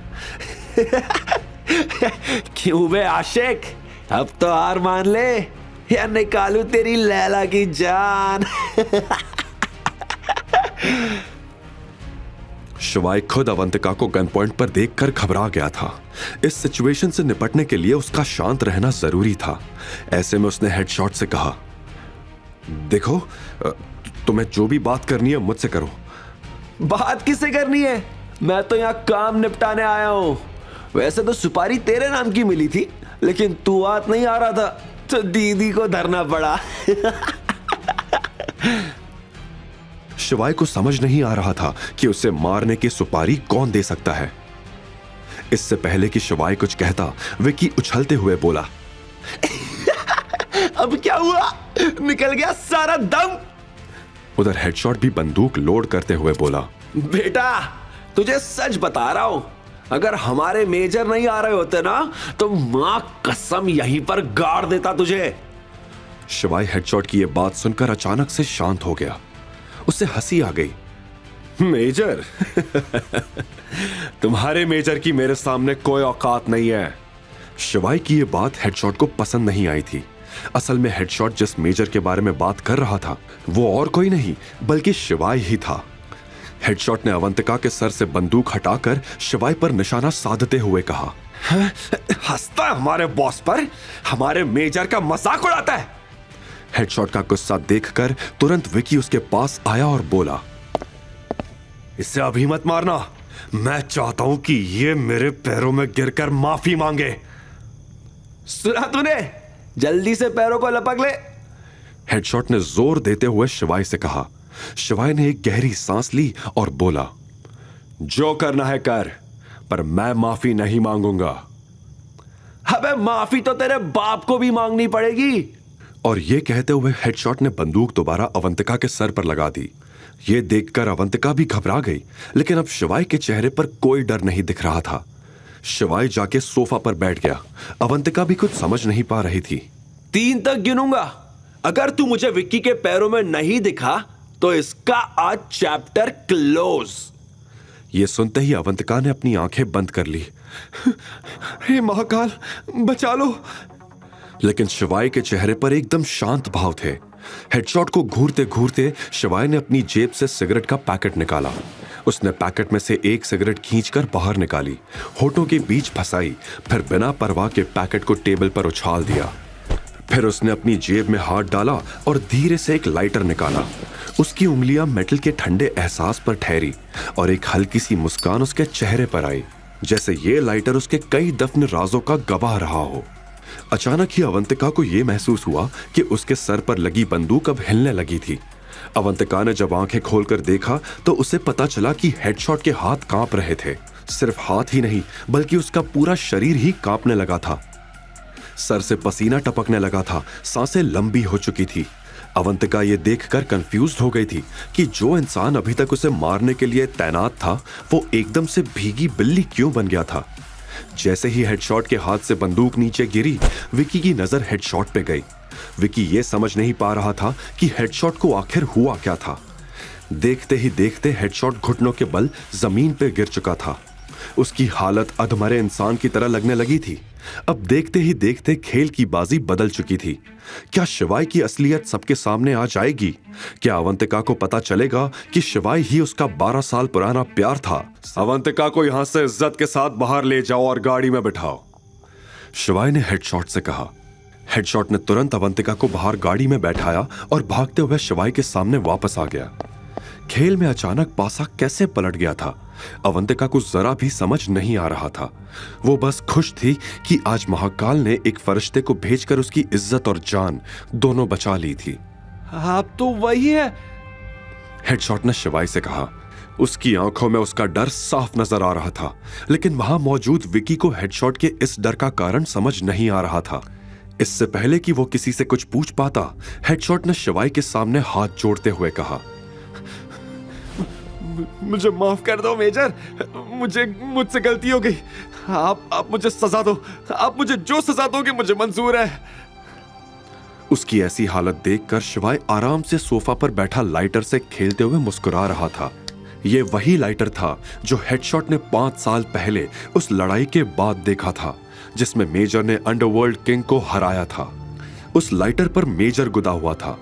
कुछ सेकंड्स के बाद शिवाय ने लाइटर को टेबल पर रख दिया और हेडशॉट की तरफ देखते हुए विकी को सुनाने के लिए बोला, यहां पर अभी कुछ लोग कुछ कह रहे थे। क्या कह रहे थे? कि मुझे मेरे पैरों में गिरना होगा, मेरे बाप को भी मेरे पैरों में गिरना होगा, माफी मांगनी होगी, वगैरह वगैरह। शिवाय के मुंह से यह बात सुनते ही हेडशॉट का दिमाग और खराब हो गया। उसने गिड़गिड़ाते हुए बोला, इसका दिमाग खराब हो गया था मेजर, कुछ भी बकवास किए जा रहा था। और तुम शायद अवंतिका को मारने भी वाले थे। गलती हो गई मेजर। हेडशॉट ने अपने दोनों हाथ जोड़ दिए। विकी को अब तक समझ में आ गया था कि शिवाय कोई छोटी मोटी चीज नहीं था। अगर विकी वक्त रहते शिवाय से माफी नहीं मांगेगा तो शिवाय इसी वक्त उसकी जान ले सकता था। ऐसे में वो भी शिवाय के पैरों में आकर गिरा और बोला, मुझे माफ कर दो, मुझसे बहुत बड़ी गलती हो गई। आगे फिर ऐसा कभी कुछ नहीं होगा। मां कसम, मैं कभी किसी लड़की के साथ ऐसा नहीं करूंगा। शिवाय ने विकी को हीन भावना से देखा और बोला, तुमने जो आज किया है वो माफी के लायक नहीं है। ऐसी हरकत तो कोई जानवर भी नहीं करता है। तुझे आज माफ कर भी दिया तो भी इस बात की क्या गारंटी है कि तू आगे से कभी ऐसा कुछ नहीं करेगा? शिवाय की यह बात सुनकर विकी सहम गया और हिचकिचाते हुए बोला, मेजर, मैं अपनी मां की कसम खा रहा हूं। मैं अपनी मां की कसम झूठी नहीं खाता। आज से हर औरत को देवी मानूंगा। शिवाय उसकी बात सुनकर मुस्कुराया और बोला, काश तुझे इस बात का एहसास पहले से होता, क्योंकि मैं तुझ जैसे राक्षस को सजा दिए बिना छोड़ने वाला नहीं हूं। उसने हेडशॉट को देखा और बोला, इस मामले में तुम मेरी मदद कर सकते हो? शिवाय का भरोसा जीतने का हेडशॉट के पास इससे अच्छा मौका नहीं था। उसने तुरंत कहा, जी मेजर, आप बस बताइए इससे कौन सी सजा दूं? शिवाय ने जवाब में गहरी सांस लेते हुए कहा, तुम तो मुझे जानते हो ना हेडशॉट, मेरी तरह सोचो और इसे सजा दो। कहकर शिवाय खड़ा हुआ और बाहर चला गया। हेडशॉट ने विकी के ही कुछ गार्ड्स को बुलाया और बोला, इसे खड़ा करो, जल्दी जाओ। गार्ड्स तुरंत विकी की तरफ बढ़ने लगे। यह सुन के विकी और भी घबरा गया और उसने कहा, नहीं, आप मेरे साथ ऐसा नहीं कर सकते। साले, ज्यादा बोल रहा है। अगर तू लड़कियों के साथ ऐसा वैसा कर सकता है तो हम भी तेरे साथ ऐसा कर सकते हैं। हेडशॉट ने चिल्लाते हुए कहा। इधर नाइट क्लब के बाहर अवंतिका पहले से ही शिवाय की गाड़ी में बैठी थी। शिवाय ने भी कार में बैठने के लिए दरवाजा खोला ही था कि तभी नाइट क्लब के अंदर से विकी के चिल्लाने की आवाज आई। यह सुनकर अवंतिका ने शिवाय की तरफ देखा और बोली, ये कैसी आवाज थी? क्या पता, अंदर कुछ हुआ होगा। तुम फिक्र मत करो अवंतिका। और उसने अपनी गाड़ी चालू कर ली। वैसे तुम हो कौन और तुम्हें किसने बताया कि मैं यहां हूं? अवंतिका ने यह सवाल शिवाय से पूछा। अवंतिका के मन में यही चल रहा था कि कहीं शिवाय वही लड़का तो नहीं जिसने 12 साल पहले उससे प्रॉमिस किया था। इससे पहले कि शिवाय अवंतिका की इस बात का जवाब दे पाता, अवंतिका का फोन बज उठा। यह रेखा का फोन था। उसका नाम देखते ही अवंतिका का गुस्सा 7वें आसमान पर चढ़ चुका था। फिर भी अवंतिका ने फोन उठाया और उधर से रेखा ने कहा, बेटा, मैंने बस यही पूछने के लिए फोन किया था कि तू अभी विकी के साथ ही है ना? उसका यह सवाल सुनते ही अवंतिका भभक उठी और चिल्लाते हुए बोली, आप जैसी औरत मैंने अपनी जिंदगी में नहीं देखी। मैं आपकी बात मान के यहाँ आई और यहाँ आकर मुझे पता चला कि आपने मुझे उस हैवान को बेच दिया है। यह सुनते ही रेखा का भी पारा गर्म हो गया। वो समझ गई थी कि अवंतिका विकी के साथ नहीं थी। ऐसे में उसने कहा, तुम मेरे ऊपर चिल्ला रही है? तुझे तो मुझे शुक्रिया कहना चाहिए था, वरना तुझे विकी जितना अमीर आदमी क्या कभी मिल पाता? ये सब आपने मेरी जिंदगी बनाने के लिए नहीं, अपनी जिंदगी बनाने के लिए किया है। पैसे लिए आपने उससे मेरे बदले में। लेकिन तेरी प्यारी दादी को तो सब पता ही था ना, उन्होंने ही तुझे समझाया था वहां जाने के लिए। अब सभी लोग एक जैसे ही हो। ये कहते हुए अवंतिका का गला भर आया था। उसकी आंखों से आंसू टपकने लगे थे। शिवाय जो कि बगल में बैठा था वो सारी बातें सुन रहा था। उसे भी अवंतिका के लिए बुरा लग रहा था। उससे रहा नहीं गया और उसने अवंतिका के कंधे पर हाथ रखते हुए कहा, अवंतिका रिलैक्स, तुम अब सेफ हो, फिक्र मत करो। रेखा ने शिवाय की यह आवाज पहचान ली थी। उसने गुस्से में कहा, तू इसके साथ क्या कर रहा है? नंदिनी को डिवोर्स देने के बाद भी हमारा पीछा नहीं छोड़ेगा क्या? रेखा की यह बात सुन के अवंतिका शॉक्ड हो गई। उसने सपने में भी यह नहीं सोचा था कि शिवाय और कोई नहीं बल्कि नंदिनी का एक्स हस्बैंड था। लेकिन अब अवंतिका को रेखा की एक भी बात नहीं सुननी थी और अवंतिका ने कॉल काट दिया। पर अभी भी अवंतिका के आंसू नहीं रुके थे। उसके दिल में बहुत कुछ था जो वो बाहर निकालना चाहती थी। जब उससे रहा नहीं गया तो उसने रोते हुए कहा, मेरी जिंदगी खराब है। पहले तो मुझे उस लड़के ने धोखा दिया जिसके इंतजार में मैं पागलों की तरह बजाज फैमिली की हर बात मानती रही, इस उम्मीद में कि एक दिन वो लड़का आएगा। लेकिन मैं ही पागल थी जो उसकी बातों में आ गई। और अब ये दादी। अवंतिका को ये कहते सुनकर शिवाय का दिल उसके लिए टूट रहा था। उसने अवंतिका की तरफ देखते हुए कहा, महाकाल जो भी करते हैं अच्छे के लिए ही करते हैं, वो तुम्हारा बुरा कभी नहीं करेंगे। शिवाय ने समझाया और अवंतिका को अपने आंसू पोंछने के लिए रुमाल दे दिया। उसने शिवाय से रुमाल लिया और अपने आंसू पोंछने लगी। अब अवंतिका भी थोड़ी शांत थी। उसने पहले एक नजर शिवाय को देखा और फिर एक गहरी सांस लेते हुए बोली, आई एम सॉरी, मैंने तुम्हें ठीक से थैंक यू तक नहीं बोला। आज तुम टाइम पर नहीं आते तो मेरी जिंदगी बर्बाद हो जाती। अच्छा, लेकिन मुझे तो लग रहा था कि मुझे आने में काफी देर हो गई। बीते 3 सालों को याद करके शिवाय ने धीमी आवाज में कहा। अवंतिका शिवाय की बात सुन नहीं पाई। उल्टा उसने शिवाय से पूछा, तुम वही हो ना जिसकी बातें ऑलमोस्ट पूरे शहर में होती है? निकम्मा हस्बैंड, राइट? सॉरी, एक्चुअली लोग तुम्हारे बारे में यही कहते हैं, लेकिन मुझे तो तुम कहीं से भी निकम्मे नहीं लगे। बल्कि तुम जैसा हस्बैंड किसी लड़की को मिल जाए तो उसकी जिंदगी जन्नत हो जाए। यह सुनकर शिवाय शर्मा गया और उसने एक नजर अवंतिका पर डाली। फिर बात का रुख मोड़ते हुए अवंतिका ने वो सवाल पूछा जो वो जानने के लिए बेसब्र थी। और तुम्हें कैसे पता चला कि मुझे विकी के पास भेज दिया गया है? तुम्हारे किसी रिश्तेदार को बात करते हुए सुन लिया था। अब मैडम, अगर आपके सारे सवाल खत्म हो गए हो तो क्या मैं खुद सवाल पूछ सकता हूं? अवंतिका यह सुनकर शिवाय की तरफ देखने लगी। तुम ठीक हो ना अवंतिका? शिवाय की आवाज में हल्की चिंता थी।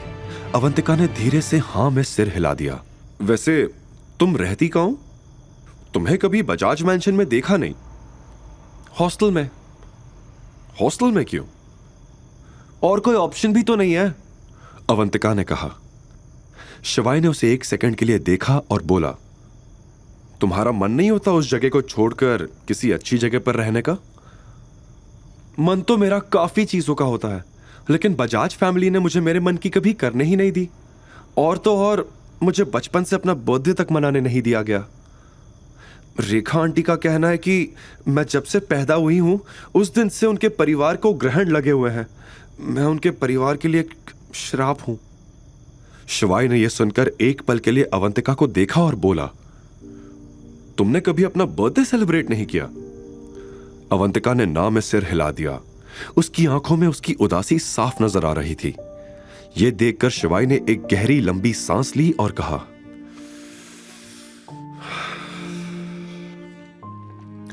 अब तुम्हारे साथ कभी कुछ गलत नहीं होगा। शिवाय ने मन ही मन अवंतिका से वादा करते हुए कहा। कुछ देर के बाद दोनों अवंतिका के हॉस्टल पहुंच चुके थे।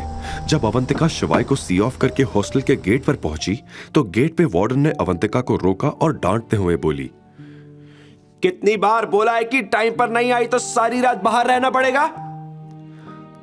सॉरी, कल से नहीं होगा, अवंतिका ने सिर नीचे करके कहा।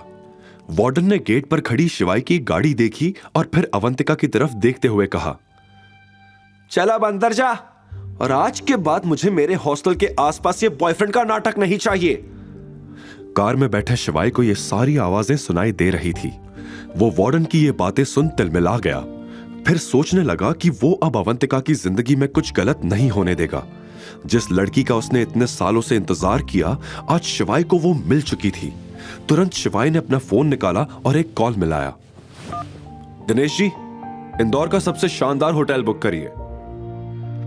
ओके सर, किस डेट और किस ओकेजन के लिए? 28 दिसंबर, बर्थडे सेलिब्रेशन। डन सर, समझ गया मैं। अच्छा सुनो, एक और काम है तुम्हारे लिए। शिवाय ने दिनेश को कुछ इंस्ट्रक्शंस दिए और कॉल कट होते ही शिवाय सोचने लगा, अवंतिका के साथ अच्छा नहीं हुआ। बजाज फैमिली को तो अब मैं दिखाऊंगा। अगले दिन सुबह नंदिनी की मां रेखा का फोन बजा। उसने फोन रिसीव किया तो पता चला कि यह इंडस ग्रुप के एक सेक्रेटरी का कॉल था। गुड मॉर्निंग मिसेस बजाज, मैंने ये बताने के लिए कॉल किया है कि आपको आपकी बेटी की बर्थडे पार्टी की बिल्कुल फिक्र करने की जरूरत नहीं है। मिस्टर दिनेश सब खर्चा संभाल लेंगे और मिस बजाज के लिए एक सरप्राइज भी प्लान किया है हमने। क्या? मिस्टर दिनेश, इंडस ग्रुप के जनरल मैनेजर, मेरी बेटी के लिए? Okay okay, thank you. Yes ma'am.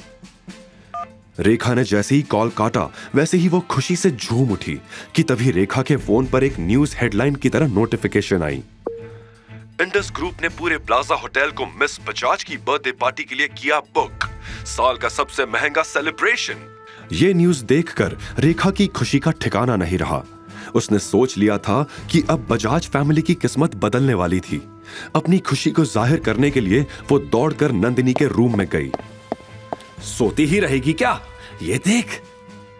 Rekha ने नंदिनी को जोर से हिलाया। क्या यार मम्मी, कभी तो सपना पूरा करने दो। सपने में प्लाजा होटल में मेरा बर्थडे सेलिब्रेट हो रहा था। आंखें मसलते हुए नंदिनी ने कहा, अगर मैं कहूं कि तेरा सपना पूरा हो गया तो फिर? रेखा ने पूरी बत्तीसी निकालकर हंसते हुए कहा, वो कैसे मॉम? तुझे पता है, अभी इंडस ग्रुप के जनरल मैनेजर मिस्टर दिनेश के सेक्रेटरी का कॉल आया था। वो कह रहा था कि मिस्टर दिनेश ने मिस बजाज यानी तेरे बर्थडे के लिए पूरा प्लाजा होटल बुक किया है। ये देख, लेटेस्ट न्यूज। नंदिनी इतनी एक्साइटेड थी कि उसने रेखा से फोन छीनकर यह न्यूज पढ़ी और फिर बेड पे खड़ी होकर डांस करने लगी। Oh my God, oh my God, oh my God, Mom! This is the best day of my life! देख ले बेटा, वो मनहूस शिवाय तेरी जिंदगी से गया और हमारी जिंदगी में सिर्फ खुशियां ही खुशियां आ गई। नंदिनी और रेखा की जिंदगी में ये खुशियां कितने दिन टिकने वाली थी? शिवाय किस तरह से बजाज फैमिली से बदला लेगा और इतने वक्त बाद शिवाय को मिली खुशियां क्या बरकरार रह पाएगी? आगे की कहानी जानने के लिए देखिए अगला एपिसोड सिर्फ पॉकेट एफएम के यूट्यूब चैनल पर। और शिवाय एक विनाशक के सारे एपिसोड्स को सुनने के लिए डिस्क्रिप्शन में दी लिंक से डाउनलोड करें पॉकेट एफएम ऐप।